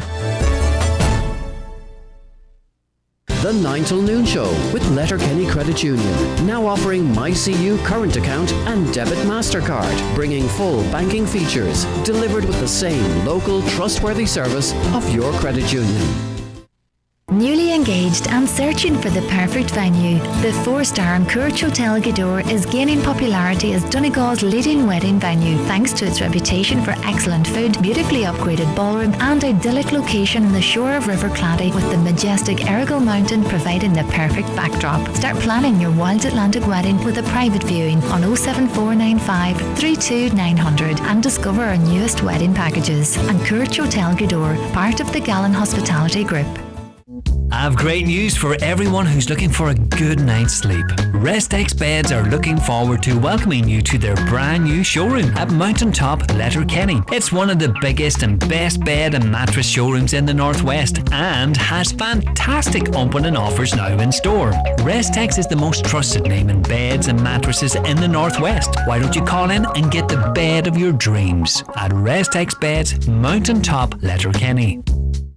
Don't forget to get your car serviced in iMotors Letterkenny or Malin. Servicing keeps your car efficient and safe. We service Kias, Nissans and all other brands. Call today or book online at imotors.ie. The Elaine McGlinchey Memorial Tractor and Truck Run will be held in McGillsfield, Maharay, Castlefin on Sunday, July 31st. Registration from 11 a.m, leaving the field at 1 o'clock. Registration fee €15. Proceeds to Dunamore National School. Inquiries to John McGlinchey on 087 298 3508. This ad is sponsored by Mark McConnell, Agricultural Consultant and Auctioneer Stranorder. Okay, we are joined on the programme now by Hanalka. Good morning to you, Hanalka. Thanks very much for taking the time to speak to us today. Good morning, thanks for having me on. Right, okay, so you are, you describe yourself as visually impaired, and you note, obviously, on your daily travels that there's an issue with our traffic lights. Talk to us about your experiences. Yeah, I'm visually impaired and I use the guide cane.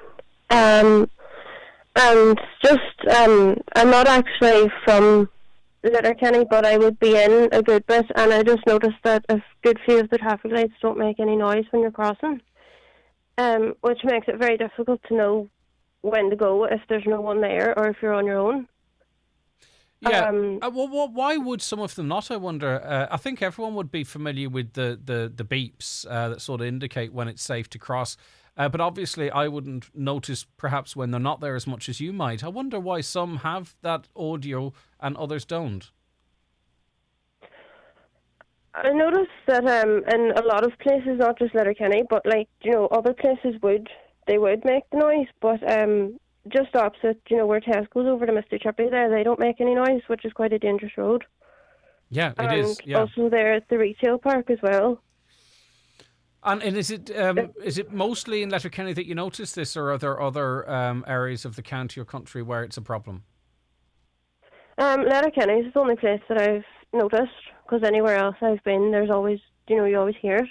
And what does this mean practically for you, say, for instance, at that cross over at Tesco's? Like, what do you do? How do you know when to go? Do you have to sort of take a chance and rely on engine noise and what have you?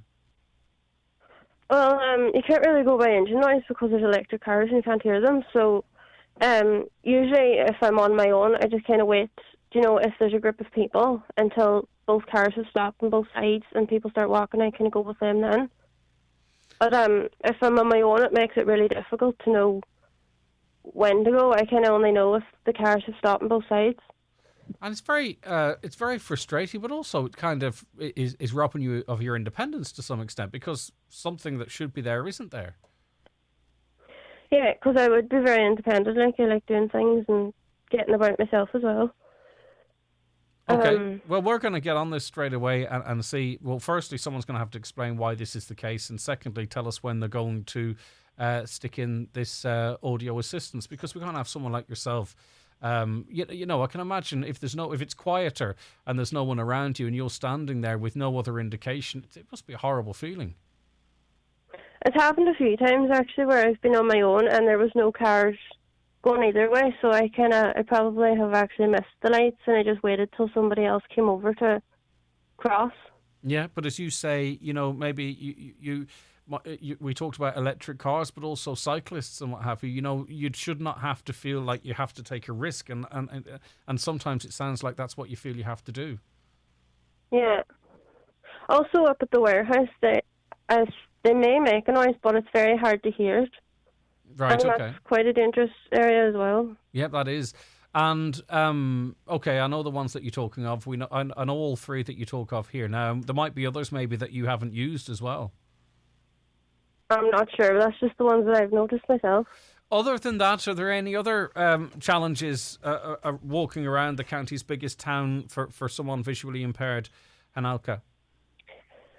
Street furniture is another one as well. Like signs and that shops or cafes may have outside. Or, in shops, the wet floor signs. Yes. It's very hard to see them. Actually quite a few times I've went straight into them without realising.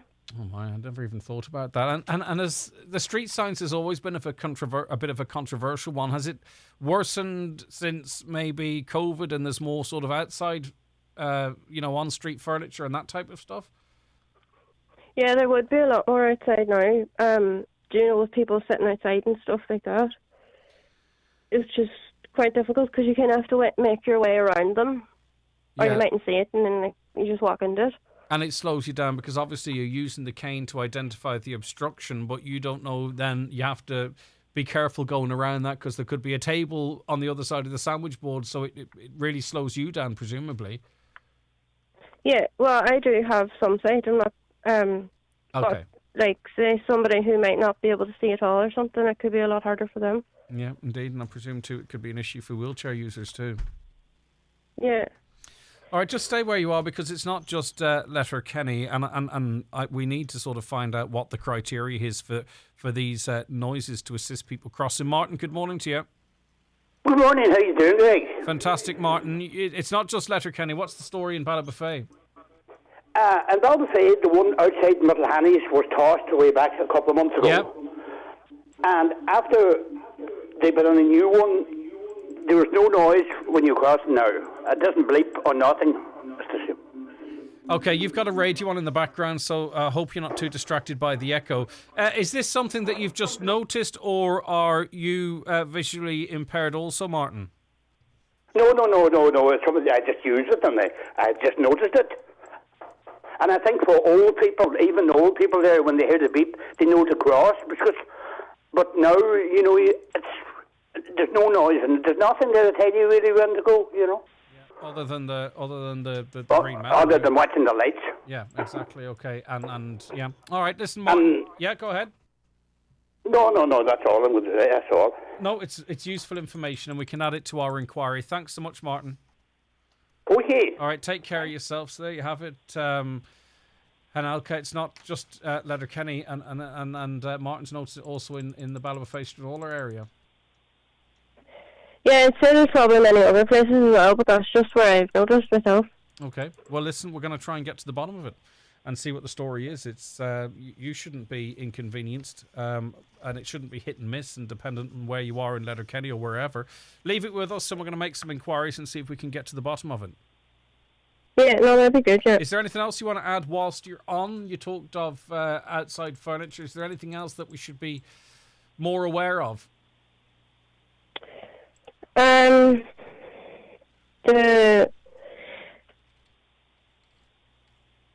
Just in shops as well, whenever people are, packaging or have things maybe sitting about, trolleys. I've noticed that trolleys would be very hard to see as well. Right, okay. If they're sitting about in front of the shop, it's easy to walk into them. Yeah, for sure.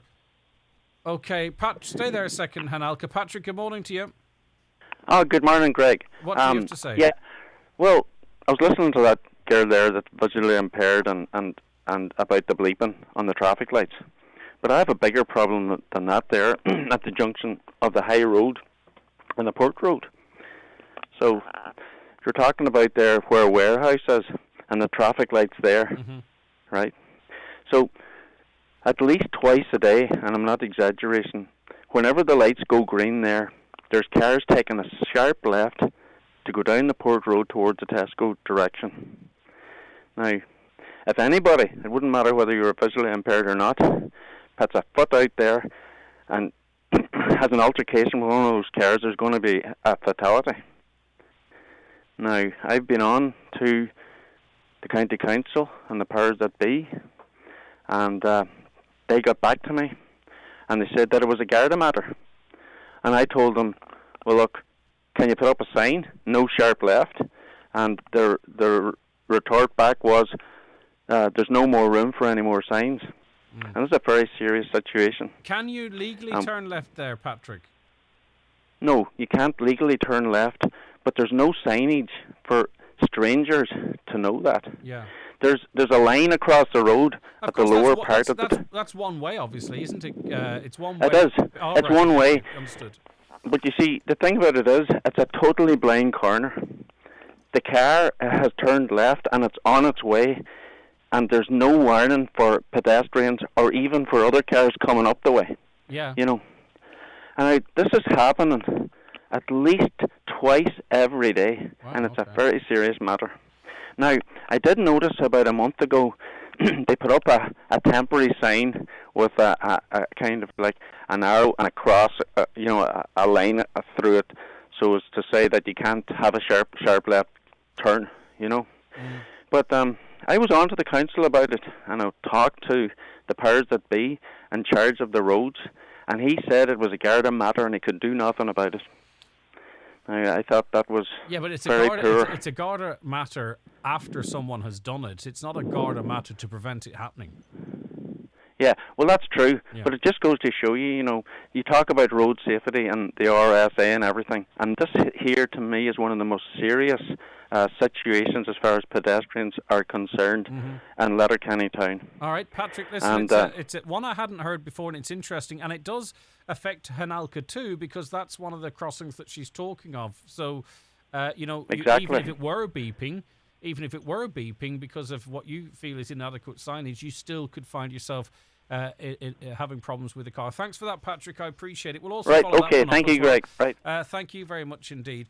Hanalka, a caller says, I've read on a few occasions that pedestrian traffic lights are fitted with a vibrating button which is located at the place where you press the button to stop traffic. When the light is red, the vibrating button is the cue for visually impaired people to cross. Have you heard of that? I've heard of that before. I know somebody who was deaf, and that's how they knew. But I actually tried to feel for that, and I never found it or whatever. I was going to say, if they're not sophisticated enough to beep, I can't imagine they're going to have a vibrating button. In Carndonagh, there are 3 places you can cross the road. There are no crossings as such. This is dangerous in general, let alone if you were visually impaired. I hate having to cross the road. And there was new traffic crossings put in Ballybofane Stranora, Hanalka, which I think they're unsafe, because a lot of it is the judgment between the driver and the pedestrian, and it doesn't account for people, in my view, who are visually impaired, and I don't find that very inclusive. And if it's not inclusive, then I think it needs to change. Hanalka, thank you so much for joining us. We'll see if there is a response and an explanation. And if you're not listening, we'll get back to you and let you know. But thank you very much for raising it with us this morning. All right, thank you for having me on. Oh, no, it's our pleasure, Hanalka. Thank you so very much indeed. A caller says the crossing at the Aura doesn't even have lights, despite it having those sensor burns on the ground. Okay, well, that's further problematic, because I think whatever else that we can't get right, for us not to have our roads infrastructure to be as inclusive as possible, I think that's a really, really significant problem. Right, let's take a break. We'll be taking some music soon. If you have a request or dedication for anyone today, get in touch with us and we'll dedicate the track to them. The 9 till noon show with Letterkenny Credit Union, now offering MyCU current account and debit MasterCard, bringing full banking features, delivered with the same local trustworthy service of your credit union. You're all living your best lives now, aren't you? That's right. Andrea got a new car with heated everything. Greg's finally having his horse-themed wedding. I'm getting the bathroom redone. It's a waterfall rain shower. This mightn't be your life, but with a loan from OnPost Money, you can live your best life with Ireland's lowest rate on loans over 20k. Apply now at onpost.com/loans. OnPost Money, your money for your world. Lending criteria, T's and C's apply. New applications only. Info correct July 14, 2022. Source CCPC for Ireland's lowest rate. OnPost acts as a credit intermediary on behalf of Avantcard DAC. OnPost trading as OnPost Money is authorised as a credit intermediary by the CCPC. Avantcard DAC trading as Avant Money is regulated by the Central Bank of Ireland. If you've got great photos sitting on your phone or in the cloud, why not visit mcgees.ie and see the range of creative options available.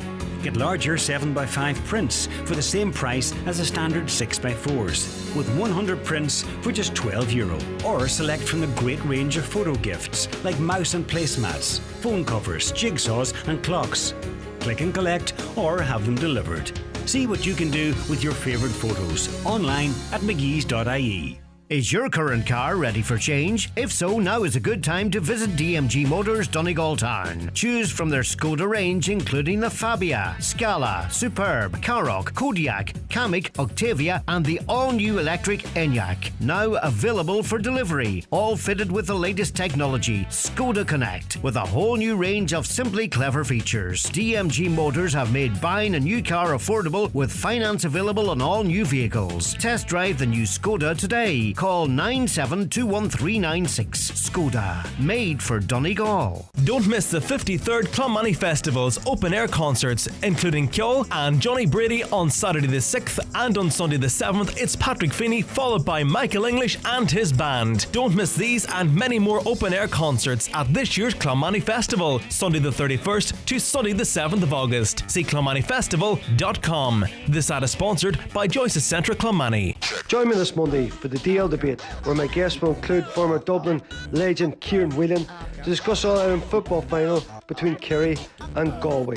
And after Declan Bonner's departure from the Donegal hot seat, we look back at his tenure in charge, the highs and the lows, and we ask what's next for Donegal football in the company of Brendan Kilcoyne. That's the DL debate this Monday just after 7am news and podcasted on highlandradio.com. The DL debate with Sister Sarah's Letterkenny, serving food you'll love till 9pm daily in Sarah's Kitchen. And there's free admission entertainment every weekend. Okay, it is 19 minutes to 11 on this Monday, the 25th of July. Thank you very much for choosing us here on the 9 till noon show. Loads to come in the next hour and 20 minutes. Brendan Devaney will be previewing that podcast reflecting on the weekend's GEA action. That's between 11 and 12. Any comments? Get in touch, 08660 25,000. Good morning to Michael, Rosemary, John, Laura, Angela, Beth, Kathleen, Annie and Mary, amongst those watching the programme on our website and on our social media. It's very much appreciated. Great to have you on board, and thanks for the good mornings and the hellos and all that stuff as well. The text's 08660 25,000. Let's take a piece of music and we'll have something from the Waterboys, shall we?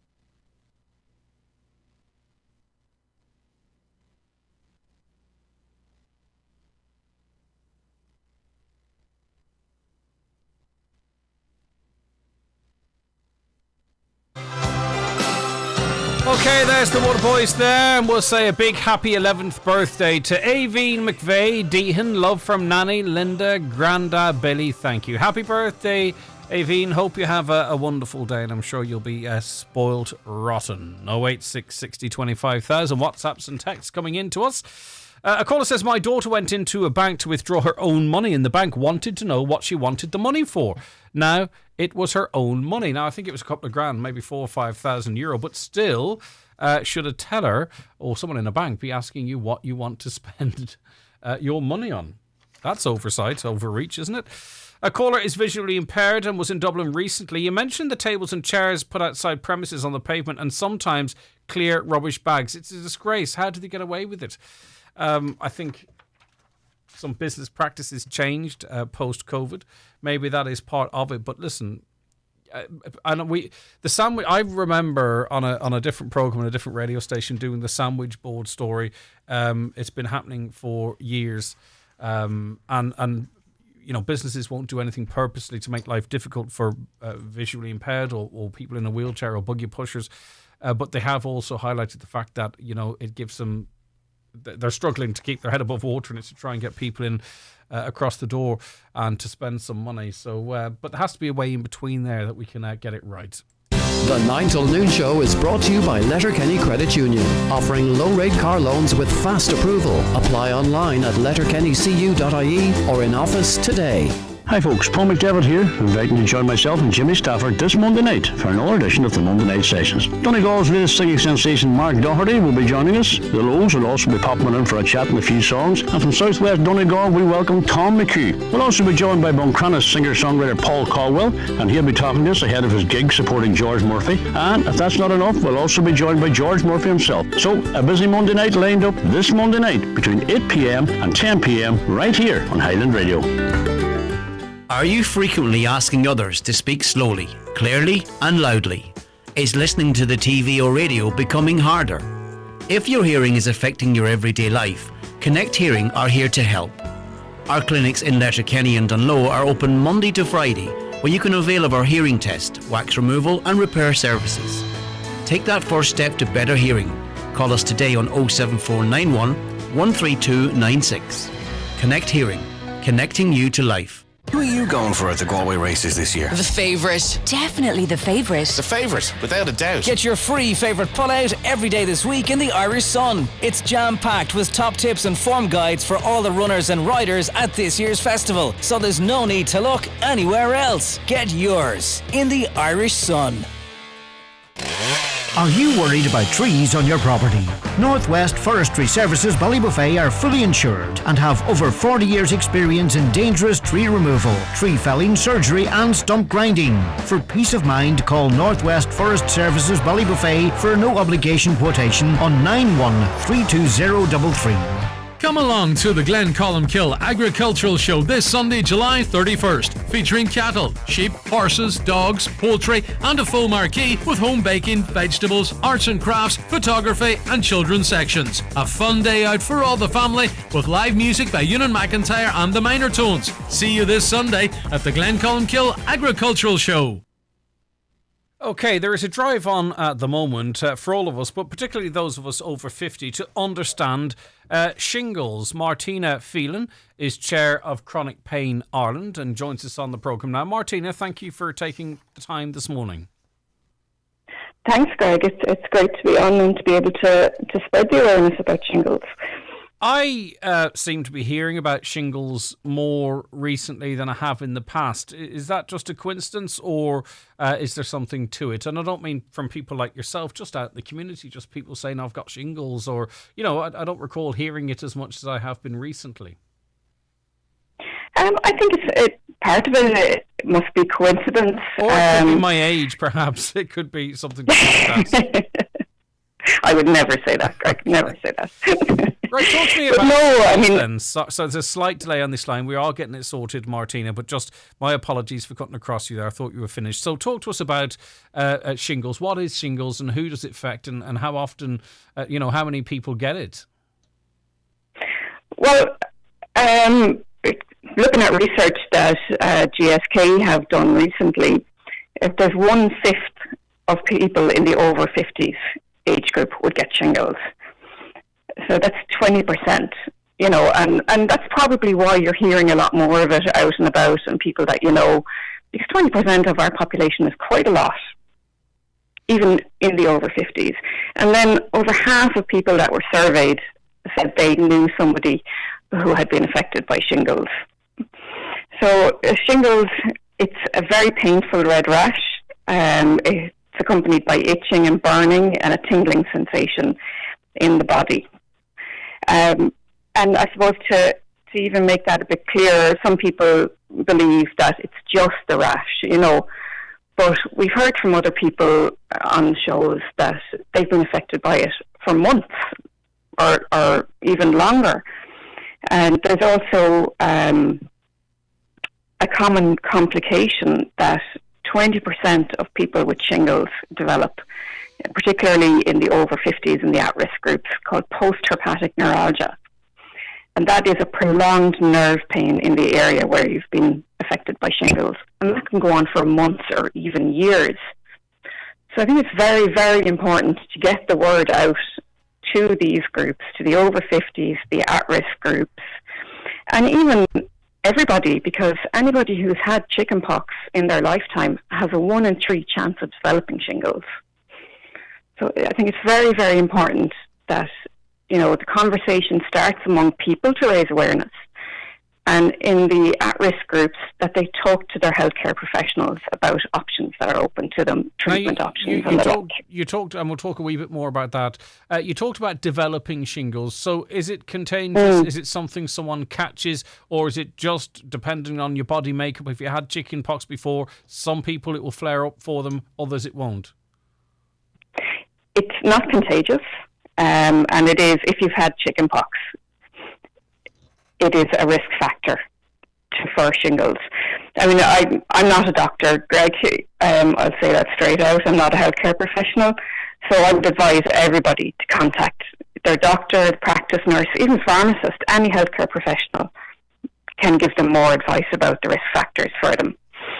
As far as you're aware, is there any way to prevent it?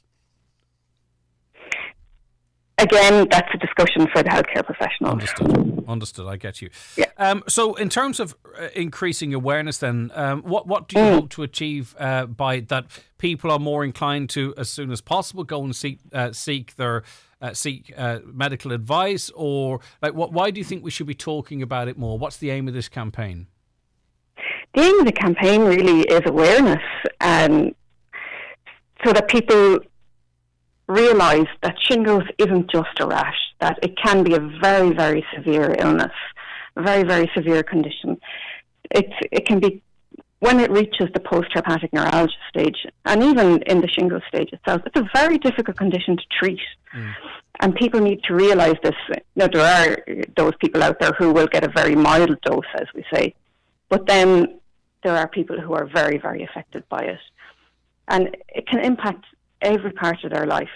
You know, if they're suffering from chronic pain, from the nerve pain, that's going to impact everything they do in their life. Yeah. You know, and I think it's very important that that message gets out there. And from your experience talking to people, is it the type of pain that the likes of pain patches work better than oral medication, or again, is it another dependent on what your GP or doctor might think? Again, it's dependent on the person, and it's dependent on the treatment options available to that person. So there's nothing that I could say there, again, you know. And we also don't want people, particularly I suppose if it's post-herpetic neuralgia, to sort of be suffering in silence or putting it down to something else, or it's just age, or, you know, obviously the more severe it is, maybe the more inclined they might be to try and get some pain relief from it. But presumably too, there are people walking around that might be putting it down to something else. Absolutely. You know, and that goes for any pain condition. A lot of people put it down to other reasons. You know, oh, I'm just getting old, or oh, sure, didn't I bang my knee last week, or oh, I overdid it. But no, if you have chronic pain, and that's pain or persistent pain that goes on for more than 3 months, it's definitely something that needs to be looked into. Conversation with your GP is definitely the first start there. And do we get a sense that there's a good understanding amongst the medical professionals to this? Because, there are some ailments where people feel they don't get the help that they need. I presume shingles is so widespread that we can trust our GPs and pharmacies to have a good understanding and a good pathway to pain relief or whatever the treatment might be. Absolutely.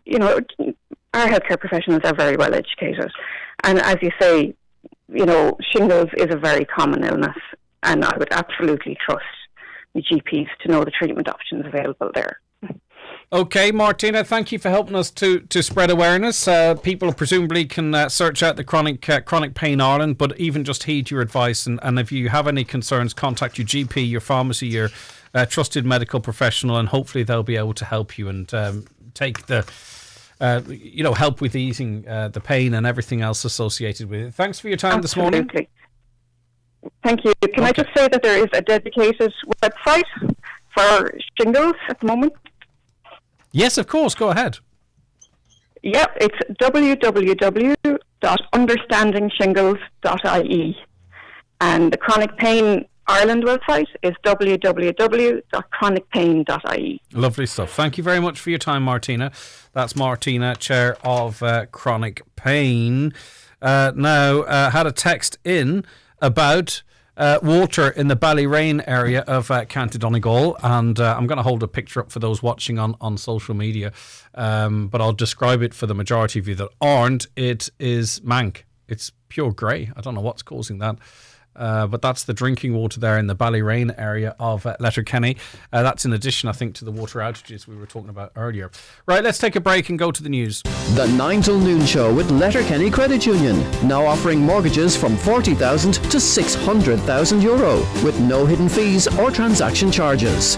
Letterkenny Credit Union, 9102127. This is a radio ad, voiced by an actor, made by a producer. It's all pretty straightforward. But when it comes to radio, there's more than meets the ear. If you're someone who's always wondered what goes on behind the mic, then the Learning Waves SkillNet 360 Broadcast Bootcamp course could be for you. You learn all about radio from some of the best people in the industry, from music presentation, music links, research, interviewing and editing, to voice training, and how to produce and present features for local, regional and even national radio. Better still, it's all free and fully funded by Learning Waves SkillNet through the SkillNet Ireland Skills Connect programme. All you have to do is apply before Friday, August 13th on learningwaves.ie. Go on, it could be your lucky day. Want unbeatable value from Sky? Here's the deal.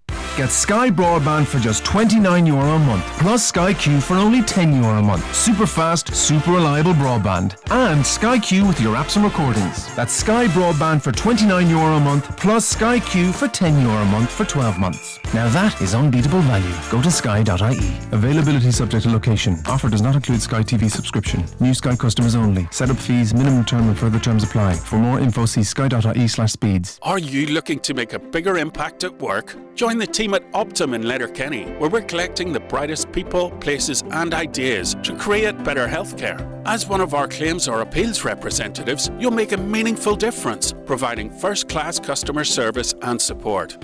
Come to our virtual hiring event on August the 3rd to take the next steps in a career with Optum. Register today at uhg.hr/event. That's uhg.hr/event.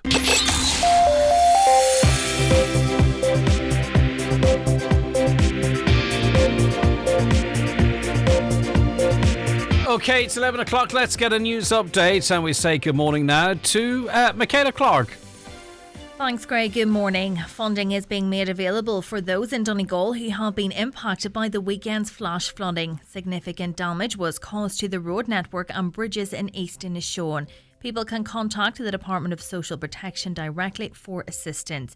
Meanwhile, 6 people had to be rescued in Derry and Strabane on Saturday night, as a large number of areas were flooded also. The PRO of the Micah Action Group believes the President has missed an opportunity to exercise his power and make a difference for Micah homeowners. The defective concrete blocks bill was officially signed into law by President Michael D. Higgins over the weekend. Michael Doherty says the lack of action from the President is disappointing. The supposed battle between cows and climate protection needs to end now, according to a Fine Gael TD. John Paul Phelan and 5 of his party colleagues are calling for cuts to agriculture emissions to remain at the lower end of the scale and not at the full 30% proposed by the Green Party. Ministers are holding more talks this week in a bid to finalise the issue. Works that were to have been carried out on the High Road in Letterkenny have been postponed. Following a meeting between Irish Water and the Letterkenny Chamber, it was confirmed that the works will now be carried out in January. A number of local businesses had expressed grave concern at the short notice that had been given, saying that August is a prime time for business and disruption in August would be disastrous for their turnover. Approval has been granted by Donegal County Council to progress the Lifford to Castlefin Greenway. The development is part of the North West Greenway initiative. 3 crossings will be included on the route at Lifford, Ballylass School and Castlefin. And funding has been approved for a new GTech digital hub on Tory Island. Uterus Ncbi Chapter approved the monies at its monthly board meeting for the development adjacent to the island's community centre. Those are the latest headlines. We'll be back with an update again at 12 noon. Thanks so much, Michaela.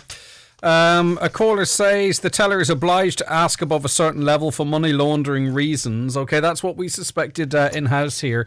That's off the back of another comment where someone withdrew $5,000 and was asked what it was for. Letterkenny Street on Sunday afternoon, there were men lying about drunk. They were asleep in doorways. It was 2 o'clock in the afternoon. Why wasn't there an Gardaí called? I don't know the answer to that question. Another caller says, I got shingles after getting the COVID booster, and I know 3 other people who exactly the same happened to. They want to know if it's linked to the vaccine. Well, listen, I'm not in any way discrediting what you feel to be the case, by the way, but just throwing it out there. We must consider also that certainly in the over 50s, 90 to 95% of people have had vaccines. So invariably, people are still going to get little things after the vaccine, maybe even immediately after it, and might attribute it to the vaccine. But as I say, the one thing we'll say, 95% of the population have had a vaccine. So anything gotten thereafter, it's most likely you could say, well, I got it after the vaccine, but it doesn't necessarily mean the two are connected. I don't think that's a crazy assertion. Okay, we have a short break to take, and then our next guest joins us right after these. The 9 till noon show with Letterkenny Credit Union, now offering mortgages from €40,000 to €600,000 with no hidden fees or transaction charges. Letterkenny Credit Union, 9102127. McCullough Jewellers in Letterkenny are synonymous with fine jewellery, quality watches and giftware. With stores at Main Street, Letterkenny and the Letterkenny Shopping Centre, or online at ormccullough.com. You can choose from their quality product range in a relaxed atmosphere, and their sales staff will be happy to help you make the right choice, whatever the occasion. McCullough Jewellers, making moments magical for generations. New this week in Home Store and More. All garden wall art is half price. But better hurry, because when all the half price garden wall art is gone, it's gone. Also, all living room cushions are still half price. But when all the half price living room cushions are gone, they're definitely gone. Order online before 2 p.m. for next day delivery, or drop by your local Home Store and More. Home Store and More. A happy home. Milford Tiles, wood flooring and bathware. Milford Retail Park now open. Large range of wall and floor tiles on display and in stock. Over 70 different laminate floors to suit every pocket. Tilers and wood fitters available. New bathware showroom now open. Milford Tiles, wood flooring and bathware. 083 091 0707. Cullen Fun Fair will be in Buncrana from Friday, July 29th to Sunday, 7th of August. Open weekly at 6 till 8 and weekends from 2:30 till 8. Come along and enjoy some family fun with Ireland's largest touring fun fair. Remember to hold on tight and scream if you want to go faster. Cullen's Fun Fair at the Shorefront, Buncrana from June 25th. Okay, Dr. Margaret Harris is an epidemiologist with the WHO and joins us on the programme now. Dr. Harris, thanks so much for joining us. It's a pleasure to be with you. Right, now, we have read over the weekend that the World Health Organization has declared the monkeypox outbreak a global emergency, with the risk level in Europe labelled particularly high. A big call from the WHO, was it a unanimous decision? It was the committee was actually unable to reach a consensus, so they had many different views, and some of that was down to while the risk is, as you quite rightly said, assessed as high in Europe, in other parts of the world it remains assessed as moderate. But the reason the Director General looked at all the reasoning from the committee and declared it a public health emergency of international concern, because it's really important to bring countries together to implement a coordinated response in order to stop transmission and really protect vulnerable groups. And that's it, isn't it? This isn't necessarily about trying to make people fearful or to over-amplify a situation, and I'm not in any way trying to minimise it either. But this triggers a international response, and maybe that was the motivation. That's exactly right. And in fact, I'm not going to go through all the recommendations we made because we'd be here until tomorrow morning, I think. But the critical things were that a large number of recommendations were made to countries to really step up the clinical training, awareness, so that medical advisors can give the right advice, to work with affected communities to provide the right information, provide the right pathways to getting care, and also to taking measures to protect themselves and others so that you don't have increasing spread, and also to ensure that you can do the testing. So a lot of people who get this condition don't necessarily have clear symptoms, but they know they've been in contact with somebody, so they need to be able to get testing, know where they can get testing. They need to know whether or not vaccines are available. So there are many, many things all countries of the world need to do, but particularly the countries that have quite a large number of cases going on. And it's a difficult one to deliver the public health message in the right way because, there are particular groups of individuals within or between which this is spreading. But at the same time, then, one doesn't want to create a stigma that would avoid people, for example, if I came on and just said, last week, I'm back to work now, but last week I had monkeypox. Well, because of the way this is being messaged, everyone might jump to a conclusion. And that would be completely wrong because, in fact, monkeypox spreads from any person to person through close contact with somebody who's got the rash. Now, sometimes you don't see the rash because it could be just a few little bubbles inside the mouth, for instance. So you may have been talking to somebody closely. It might have been a noisy bar so that you've been close face to face and if they've got the current bubbles in their mouth and not even know it's there, they could have spread it to you. So it's a nonsense to say it's just simply related to being in a particular group. However, the number of cases we've seen have come from people who have identified as men who have sex with men, and this is probably because many people are very good about their health and very good about identifying any kind of illness and ensuring that they do the right thing. So it's also critical that all societies step up and understand that the reason we've taken this seriously is we want to ensure that everyone in the community understands how to prevent transmission. Yes, and I'm not sure if you want to comment on this, Margaret, but what upsets me is everything is weaponised nowadays. And I did note some commentary on social media that, in the case where children or a child, or there's a outbreak amongst children, that instantly people were saying, oh, well, people need to look on to what's going on in that house or in that environment or what have you, and presuming that it can only spread one way or one particular group would be responsible. I mean, as I say, that doesn't help anyone, that kind of commentary.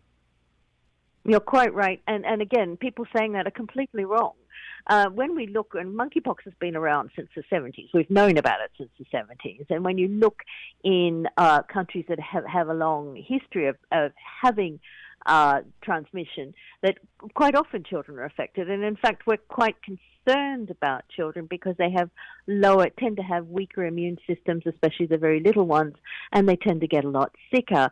But we've also seen studies which have found that children who never had symptoms do have antibodies. So it's anybody who's got little kids knows that little kids are all over each other. So when you talk about close contact, little children do that a lot.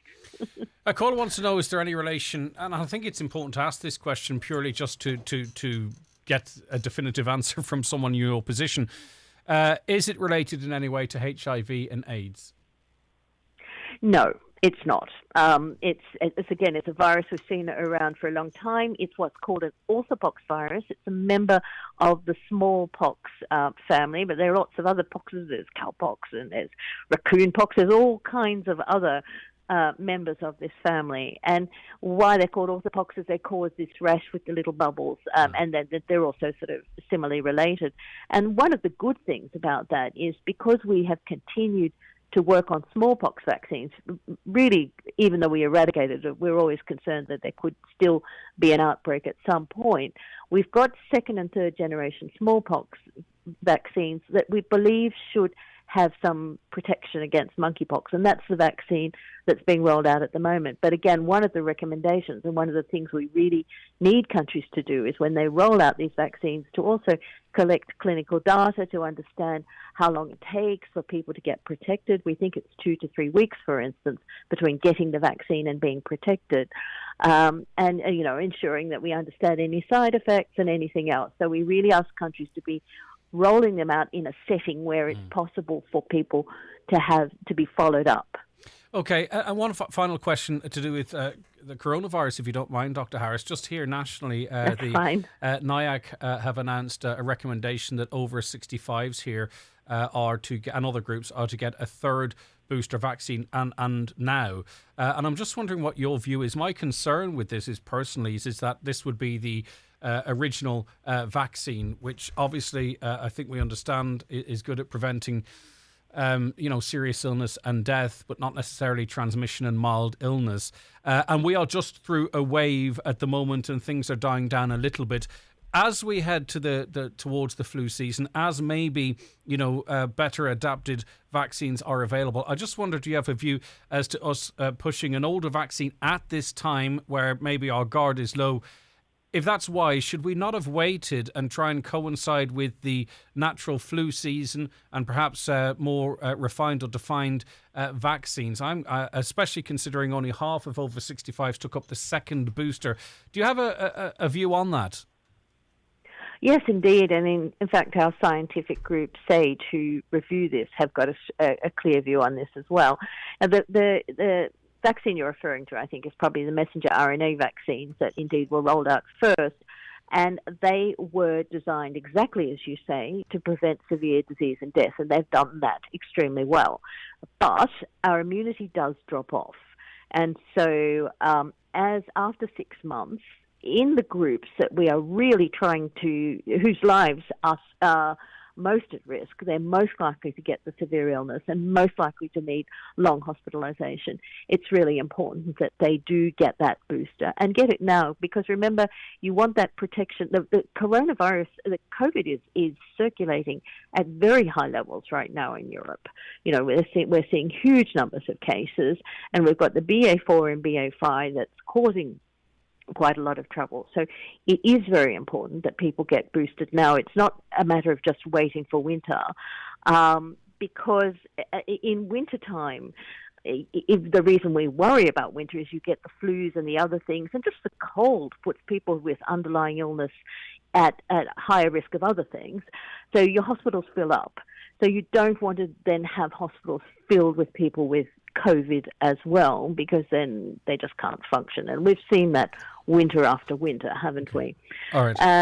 Now, we need to take other measures, of course, to stop the transmission. So it's not just vaccination. And we need to understand COVID has not gone away, unfortunately. All right. One very final question back to monkeypox. It's an interesting one. You mentioned yourself the virus has been around for quite some time. Why might we be seeing a monkeypox peak now? Sorry for the flip-flopping, but as I say, it's just a question a lot of people might have. It's a good question. Yes, it's a good question, and that's exactly why one of the reasons for declaring a public health emergency of international concern. Yes, it's been around for a long time. It's remained in a few countries, and it's remained at relatively similar levels. And now we've seen it move into a lot of new populations in more than 70 countries around the world, and we're seeing the numbers increase quite rapidly. And there are a lot of unknowns. So that's, again, why we need the world to work together, to share information, to use the tools we have to bring down the transmission, but also to understand better what's going on and to stop this outbreak. Thank you so much for your time this morning, Margaret. I really appreciate it. That's Dr. Margaret Harris, who's an epidemiologist with the World Health Organization. 086 60 25,000 WhatsApps and texts there. Right, a caller says, "Hi Greg, in December we're getting a new government, i.e. Leo Varadkar will become Taoiseach and there'll be a reshuffle. Is this legal? Should there not be an election as the people didn't vote for what's planned in December?" Well, it's already happened once, so it must be have passed some legal test because, of course, Leo Varadkar was the Taoiseach. Then he gave Micheál Martin a go and now he wants another rattle at it. So I don't see any grounds for a legal challenge there. That's just the way it is. If anyone else has a further insight into that, I'd very much appreciate it. Right. Brendan Devaney is going to be joining us in a couple of minutes. The 9 till noon show with Letterkenny Credit Union. Is your bank leaving town? Letterkenny Credit Union is now offering MyCU current account and debit MasterCard, bringing full banking features with no appointment necessary to open your account. Okay, policy access, applicable endorsements, annualised premium. I need a translator. Sometimes it's like insurance providers speak a different language. With OnPost Insurance, you get easy to understand quotes and humans who speak plain English. Talk to us for a quote today by calling 0818 22 2222. Acceptance criteria, terms and conditions apply. One Direct Ireland Limited trading as OnPost Insurance is regulated by the Central Bank of Ireland. One Direct Ireland Limited is a wholly owned subsidiary of OnPost. Home insurance is underwritten by Aviva Insurance Ireland DAC. Best price online.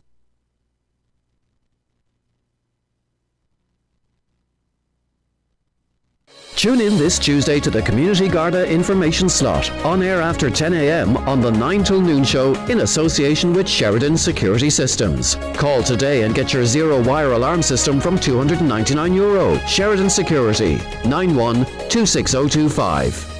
The Elaine McGlinchey Memorial Tractor and Truck Run will be held in McGillsfield, Maharay, Castlefin on Sunday, July 31st. Registration from 11 a.m, leaving the field at 1 o'clock. Registration fee €15. Proceeds to Dunamore National School. Inquiries to John McGlinchey on 087 298 3508. This ad is sponsored by Mark McConnell, Agricultural Consultant and Auctioneer Stranorder. For me, it started with the specially selected Parma ham from Aldi. So silky, so melt in the mouth. You'll speak Italian after it. What about the specially selected sourdough cob? Irish, so you'll still sound Irish after eating that.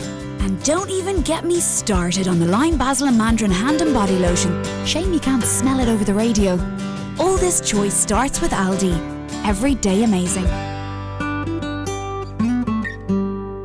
Book a private VIP screening at Century Cinemas. Perfect for celebrating birthdays and special occasions. Featuring a private VIP screening with luxury reclining seating, delicious popcorn and a brilliant choice of movies. For further information on our VIP packages, call Century Complex Letterkenny on 07491219976 or visit centurycinemas.ie. Forward Emphasis International, based in Mallinhead, are recruiting for their customer service teams with both in-office and hybrid opportunities available. Experience in contact centres or insurance services is desirable but not essential, as full training will be provided. Insurance qualifications available with bursary and study support also provided. Please visit their website www.forwardemphasis.ie and apply via their careers page. Okay, welcome back to the 9 till noon show here on Highland Radio. And in studio with us now is Brendan Devaney. Hi, Brendan. Hiya, Greg. How's Good things? to have you with us. You're going to be chatting about this to Kieran Whelan, so I feel a bit embarrassed here. But sure, I'll just do what I normally do and bluff. I don't know if it's because I'm a root for the underdogs or whatever the scenario might be, but I was really gunning for Galway yesterday. It was a great game, but Kerry just too strong. Yeah, it was a brilliant game, brilliant finish. I suppose after the hurling final and all that brought, we were hoping for a great end of the season. And even though a lot of people had set it up as Dublin Kerry was going to be the real All Ireland in the semi, a lot of people thought Galway had enough to certainly give Kerry a game, and they definitely did that, Greg. But you always had the feeling, it kind of played out as a lot of us had kind thought. Kind of like gears, isn't it? There's gears there. Yeah, they just have that extra ability, the forward line. Listen, everyone on the forward line scored. Their subs come on, I think, at vital times and made differences. And Galway just didn't have that depth. And, we talk about this magic 20-point margin that they say you need to win a game at Croke Park. And listen, Kerry got there, Galway just falling short. But listen, it was an absolutely heroic effort. And, of course, special mention to Shane Walsh, and Listen, I've been watching this lad for years, you know, and I've felt sorry for him because I've seen him play and I've thought, you haven't been at that level of this game to really show your skills. In the last couple of games he hadn't played that well, but my God, he was unreal, and you rarely see a man of the match going to the opposite team now. People are debating whether it was that's how what much I was going to say. I mean, it'd be difficult, and maybe you'd be accused of trying to take the edge off a Kerry win if you did. But I mean, he had a big shout for man of the match. He probably was the best player on the pitch, but he wasn't on the winning side. Yeah, he probably just aged it. I mean, Clifford, phenomenal, unmarkable at times, and how they play the game is at a different level, and it's just great that they somehow find the spaces to do it. And as I say, we've had a mixed bag this year of championship, but we've had a couple of brilliant games towards the end of it, and you're seeing the best of modern football being played. Now, listen, at times both teams are dropping right in, they're back defensively, but there's an onus to attack. There's flair players. There are people like Walsh out of nowhere can kick a point, so it lights up the game. And I guess that's where we want to go with the game now. Not everybody is blessed with these players, and I think that's why some of the games we see aren't to that level. But a brilliant finish this season, and listen, still loads to come from Galway. And you look at like Cian O'Neill brought in their system, seeing Bernard Dunn in the background and that, and you know, massive I suppose build up of backroom team and that. You know, we know what Paddy Tally going down. All this costs money, Greg. That's the other thing. You know, you look at the top teams, they're able to pull in these people who are highly skilled, but it also cost a few quid. So and these are the 0.5%, the 1% that at the very elite level make the difference, aren't they? You know, like that's the. Obviously, everyone's patting Galway on the back and saying, "Oh, you'll build from here," and blah blah blah. And we've talked to you in the past about how the losses can stick with you. It's got to be. They will come back, and they'll be around, of course, and in the shake-up next year. But how do you build back from this? You just take a break from it for a month or two, and then you start again, because they've put in so much, and for so much that game they were so close. Yeah, well, there's no guarantees that Galway team will be back in the final very quickly. Now, you would think they'll be close, but you're right. I mean, when you're there that day, I'm sure some of them are thinking, was this our opportunity? But certainly, listen, they're back in Division 1 next year, and I think Galway, they've always I suppose, had these brilliant, naturally talented footballers. They've just wrestled so much with the modern game, as have Kerry, trying to get the defensive system and trying to get the balance. And I think at times they've got it wrong. And I think, obviously, with the previous manager Walsh in there was a big outcry as he went counter-attacking that. But I think what they've got this year, there's no doubt in Joyce is someone who likes to play in the front foot and attack people, but they've got a nice mix defensively as well. And we've seen in the semi-final, they were well up for taking Derry on tactically. And yesterday they gave it their all, Greg. They were just beaten by a more talented squad. Just a better team, And you know, you can't ask for more than that in a final, I suppose. Right, so you're going to be discussing that with Kieran Whelan. Another fascinating conversation you're going to be having with former St Eunan's and Sligo captain Brendan Kilcoyne. This is, I suppose, after we've had a few days to digest it, reflecting on Declan Bonner's era and what's next. And it's not just simply about picking a candidate. I suppose it's where we're at as a county in terms of providing the stars and the players and plugging the gaps that whomever comes in will have to plug those gaps. So there's a lot in there to discuss. Yeah, there's a lot. I kind of want to look at it in a bit of depth with Brendan, you know. I mean, of course all this has come up straight away. Listen, Declan Bonner, who's on. Of course, I'm completely in that camp, but I want to break it down. I mean, his playing days in management are two completely different things. When you're a player, you're there for the enjoyment of it. Sure, you're dedicated to it, but there's a lot in it. Management's a very different thing. You're sacrificing a lot.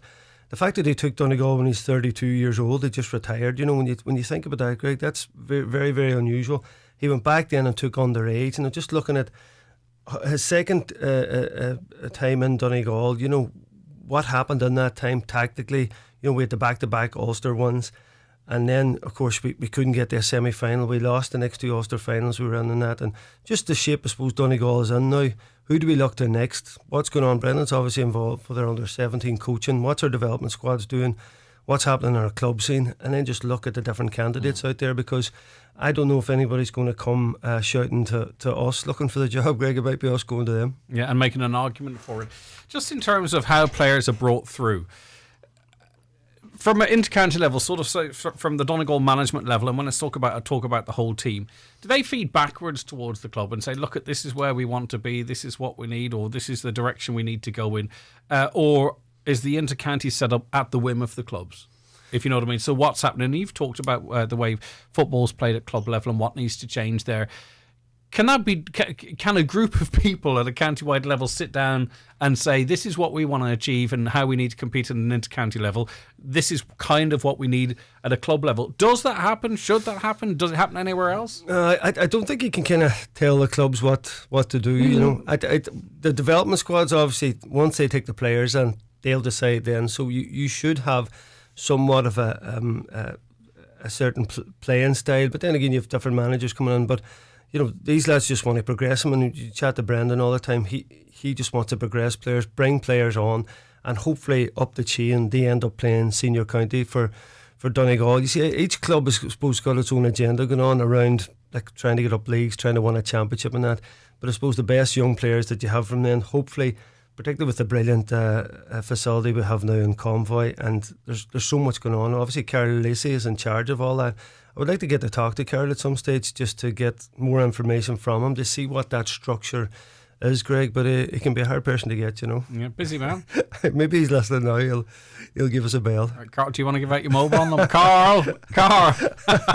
He's not far from you down there. You can drop in and see him for me. Oh, bother. Okay. What do you want me to say? Just ask him to come on the DL debate. That could work one of two ways. You may never hear from him, or you could do that interview for me. Sure, that'll be sorted. Whatever chance of you getting an interview, I think there's no chance for me. No right, so there's a lot there actually, you know, and it's an interesting conversation, and it's all interlinked in a way, because you can't really talk about where we're going and how we get there without it being in the context of how two teams got to the All-Ireland final. So in a way, it's all interconnected, isn't it? What else is up for discussion, or is there just enough there for you? Yeah, there's plenty in that, Greg. As I say, Kieran Whelan, of course, you had to nurse Pat Spillane because he was in tears last night, so he probably that was probably the end of his evening. Yeah, putting his arm around poor Pat. So end of an era. You know, it's funny, Greg, you see some of these guys on TV and it's like they're there forever. Yeah. You know, as long as I can remember, Pat was in there doing his thing and ranting and raving at times. But listen, he was good entertainment value. Right. There's a lot of critique about the people who's doing the punditry. Too much for my liking. Yeah. I'm not interested. I was even looking at that. Listen, I don't actually watch it that much, but even Des Cahill in the middle of 6 people last night, I thought that's a lot of people to get opinions of that's going to be some way different. You know what I mean? Well, it's just like, I prefer the focus to be on what's on the pitch, and we did go through an era. I read the comments. I don't watch it. I switch on at the start of the game, switch off at half time, switch back on in the start. But it was clear at times where some pundits were playing to Twitter or the social medias or the news back pages of newspapers that it wasn't necessarily about the game or what they have to say, that controversy creates cash. You know what I mean? Yeah, and it was to be, you know, nudging as if to say, wait till you see the reaction to this one. And I just want to see some analysis of the game. Doesn't mean you have to stand in front of a screen and draw circles around players and arrows. But I think what the public want is, and maybe from people who've played the game more recently, they probably want just to reaffirm what they're already thinking. Yes. About the game on the pitch. Yeah, no, I totally agree. It's like what you guys do on the radio. Yeah, you know. That's it. So I only have a certain amount of time, is what you're saying?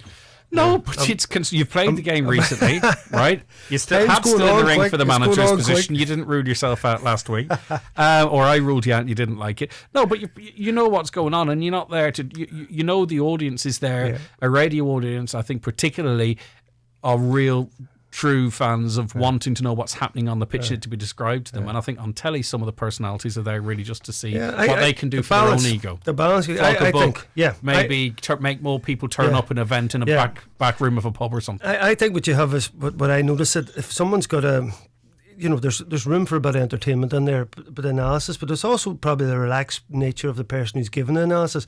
Sometimes you see guys on there and it looks a wee bit almost scripted. Who you like a guy who's talking there, who's just got a nice way, and I suppose easy to listen to. You get their point of view and it moves on. I think sometimes something like the Sunday game has got a bit stale in terms of it looked like it's just points and get it done kind of thing, when I think people like it a wee bit more relaxed, you know, when you're sitting on a Sunday evening. You only watch the game, see what they're saying, maybe a wee bit of crack in it and get a few points across. I think that's what most people want to watch. All right.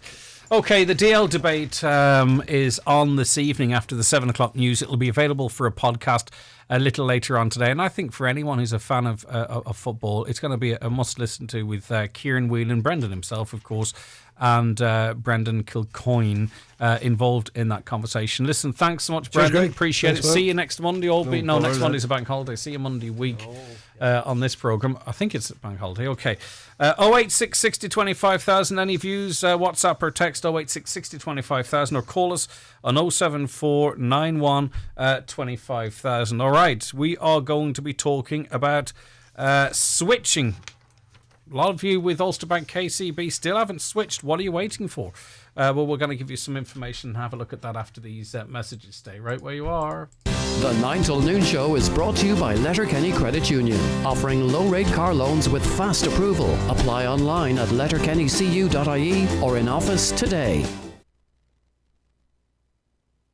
This is a radio ad, voiced by an actor, made by a producer. It's all pretty straightforward. But when it comes to radio, there's more than meets the ear. If you're someone who's always wondered what goes on behind the mic, then the Learning Waves SkillNet 360 Broadcast Bootcamp course could be for you. You learn all about radio from some of the best people in the industry, from music presentation, music links, research, interviewing and editing, to voice training, and how to produce and present features for local, regional and even national radio. Better still, it's all free and fully funded by Learning Waves SkillNet through the SkillNet Ireland Skills Connect programme. All you have to do is apply before Friday, August 13th on learningwaves.ie. Go on, it could be your lucky day.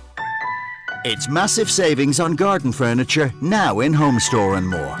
You can save hundreds of euro on a great range of garden furniture, dining sets, rat and corner lounge sets, egg and hanging chairs, gazebos and much more. See for yourself. It's massive savings on garden furniture now in your local Home Store and More, or online at homestoreandmore.ie. Home Store and More, a happy home. This is not just a pizza night, this is an M&S pizza night with the €14 meal deal. Choose 2 pizzas and 2 sides to create the perfect combination for the family to share. €14 pizza meal deal, now at M&S. Offer on selected products. See in store for details.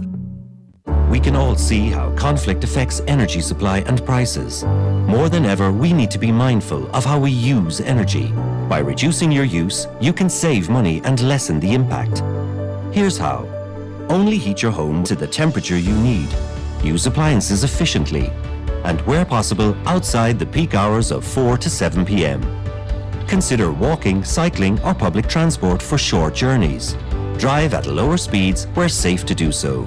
Government advice and supports are available for homes and businesses to help you meet this challenge. Find out more at gov.ie/reduce your use. Brought to you by the Government of Ireland. All right, Muriel Dolan is Deputy Director of Communications with the Competition and Consumer Protection Commission and joins us on the programme now. Good morning to you, Muriel. Thanks for your time. Thank you very much. Right, there's a few inevitabilities in this world, 2 of them being Ulster Bank and KBC pulling out of the Irish market. How many customers... do we separate it between current account customers, mortgage customers, and maybe savings account customers? So how do we know how many are with these 2 banks? Well, today I'm just talking to you about current account customers because okay, I just we'll think it's focus probably on that. yeah. You see, I suppose there's a lot of customers who would have current accounts in multiple banks, and it may not be their main bank with Ulster Bank and KBC. But we reckon that there's probably about maybe 600-700 people affected by this for their main current accounts. 100,000.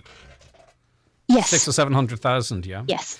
Right. Around that. Now, so go ahead. Sorry, Muriel. Go ahead. No, sorry. It's just why we came out really now is we did research and we know that 44% of people have opened a new account, but there's still quite a lot of people not to open an account.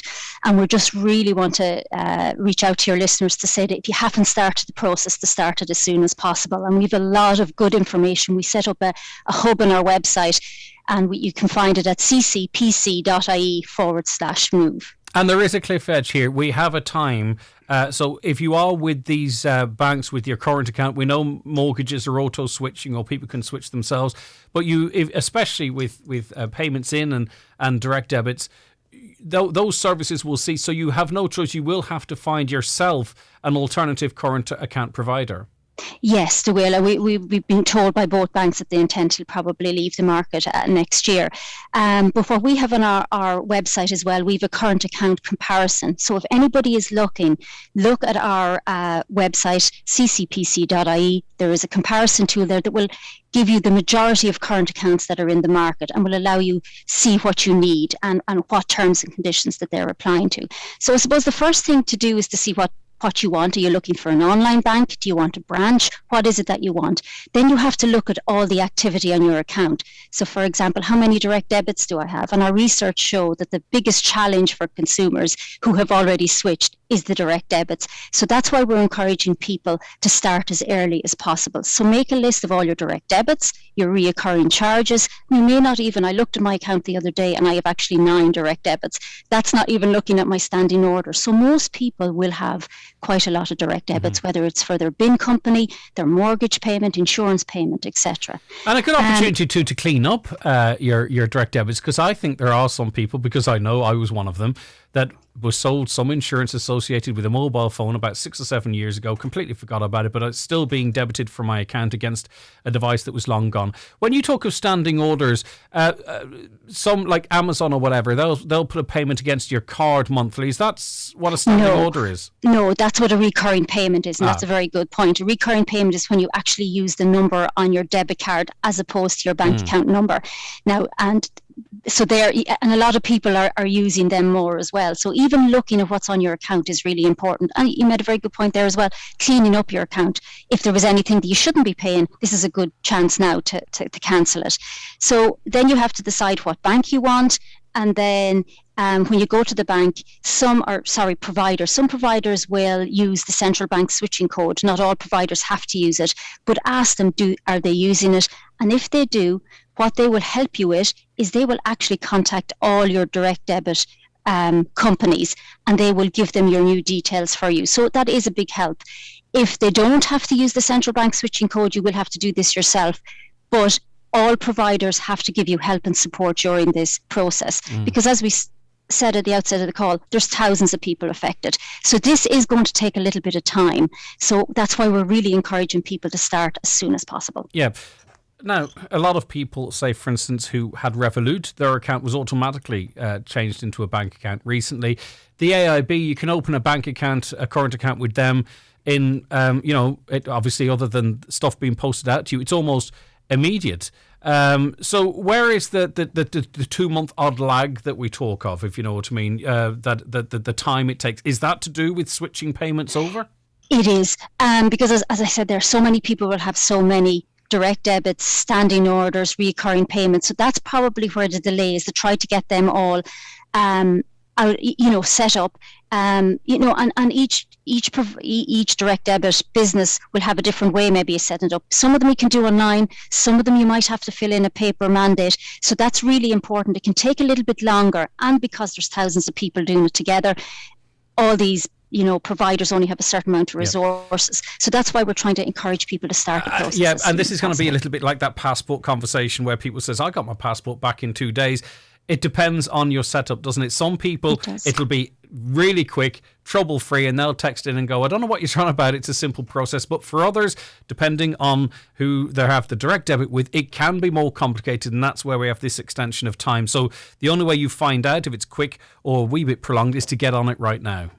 Yes, and we did set up, we devised a direct debit guide to help people, because we knew from the research that was the biggest challenge people were having. So we do have that on our website, a direct debit guide, kind of step-by-step guide how to set up direct debits.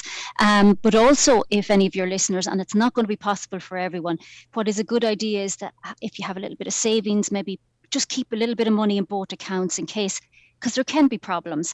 And if a direct debit doesn't go through in your new account, it might go back to your old account. And just to avoid that, it would be good where possible. Now, I know not everybody will be able to have money to put into both accounts, and I appreciate that. And it depends on people's situations too. Maybe this is an opportunity to, as you switch or work with whoever your direct debit is with, maybe to consolidate them in a week, or maybe it's when you get paid, maybe it suits you to scatter them out. But this could also be an opportunity to tidy that element of things up, so you know precisely when the big drain is in your account, and maybe it's easier for you to budget for the rest. So what I'm trying to get at here is this can be an opportunity as well. Yes. It can be an opportunity, and that's a very good point, because we've probably set up direct debits over the years. Now here you maybe have all your direct debits set up and you say, right, I want them all to come out the day after I get paid. So this is a really good opportunity to do that, so that you know at that time of the month you'll definitely have enough money in your account and they can all come out that day. And it gives you that little bit of kind of, I suppose, freedom then for the rest of the month. You know that that's your disposable income, that's what you can spend, and you know you have all your direct debits and your bills paid. Yep, and some banks only allow you to own one current account. You can't open a particular current account with them if you have a current account elsewhere. Joint accounts can be quite complicated. If someone's partner or something has sadly passed away, it might still be classed as a joint account, which might be more difficult to transferring to, you know, a single account and getting the proof needed to close. In other words, for not the majority necessarily, but for a lot of people out there, this is why you need to get it on now, because you don't know what obstacles might be in your way, and you don't want to leave it to the last minute, because, as I say, there is a cliff edge here. Yeah, and that's it. And when you open a new account, it is a new account, and you're going to need your, your identity. You're going to need either passport or driving license. And if you don't have them, ask the bank or ask your provider what they'll accept.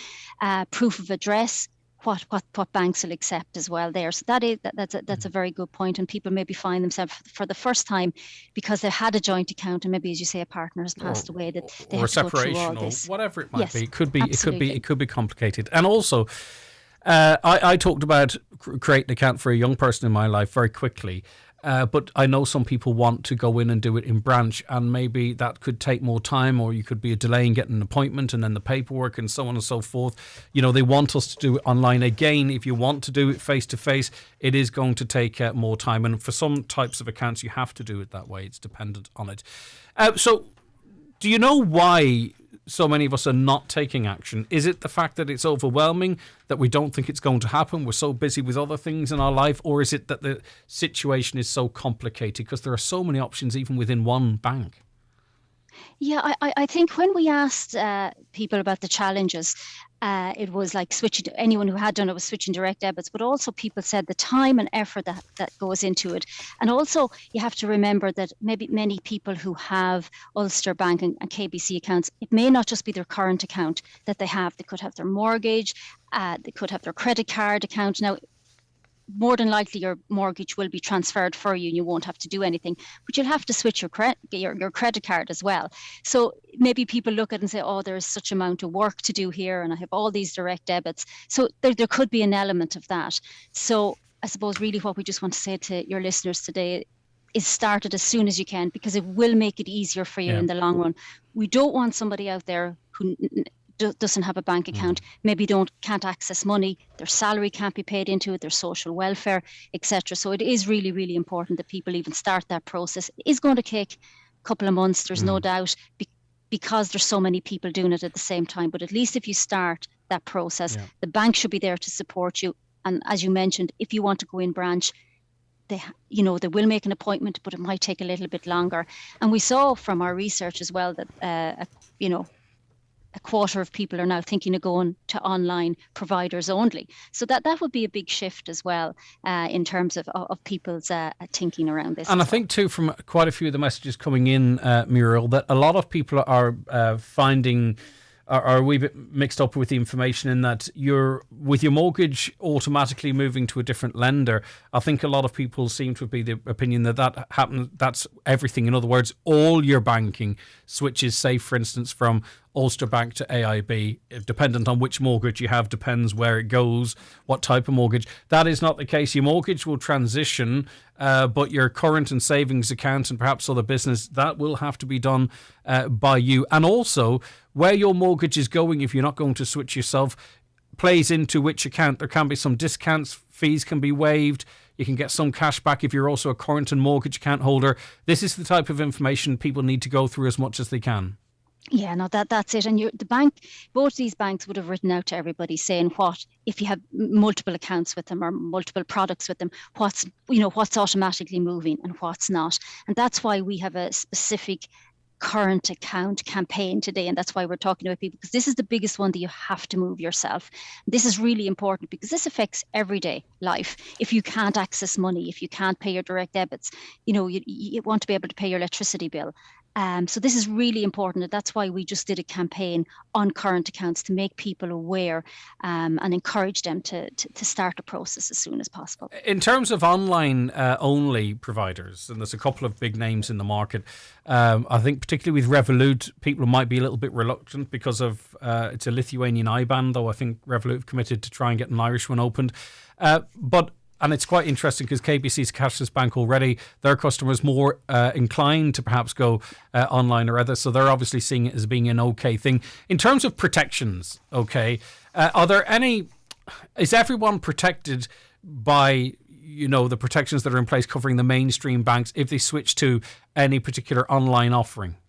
Yeah, they still have to comply with central bank rules. As you know, the central bank regulate all financial companies in Ireland, whether it's banks, whether it's insurance companies. So yes, there is protections there, and it is kind of level no matter where you go. Yeah, it is. So there is protections there. Okay. I have a feeling that the information, with the best will in the world, that you have put together is still going to be kind of confusing because it's such a complex issue. I hope not. I'll check it out myself. But as I say, people need to take the time, sit down and give an hour and say, right, we're going to sort this out this evening. And I think, you can sort of go on a lot of online banking if it suits. You can see the paid out and you can identify what's a direct debit and what's not. You can refine it within the app for some banks as well. So maybe that's a head start to find out what's drawing on your account in terms of direct debits or standing orders. But where can people go to find out the piece of work that you have put together to try and help with this process? So ccpc.ie/move. We have a specific hub just for KBC and Ulster Bank movers. Like obviously anyone can go on it, but it's specifically for them because they have to move.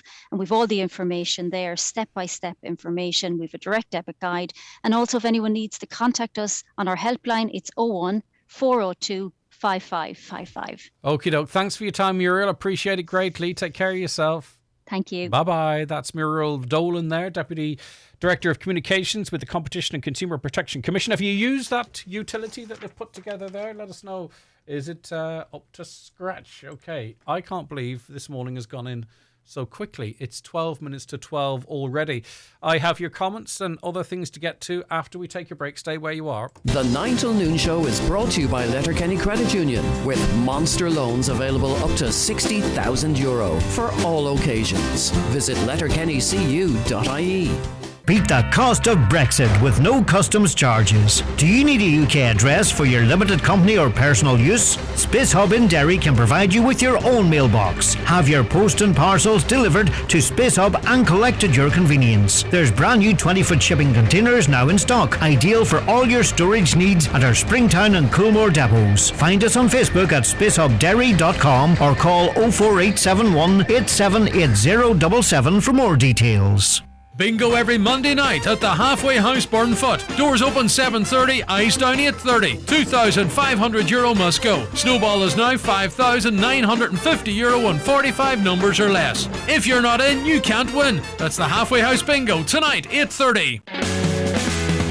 If you have a job to do this weekend, did you know that Watson Hire still have their brilliant weekend hire deal available? You can hire any item on Friday, keep it until Monday, and only pay for 1 day. That's 3 days hire on any equipment or machinery for the price of one. So there's no excuses to get that job done this weekend. Book early to avoid disappointment by calling Watson Hire in Letterkenny on 9167777.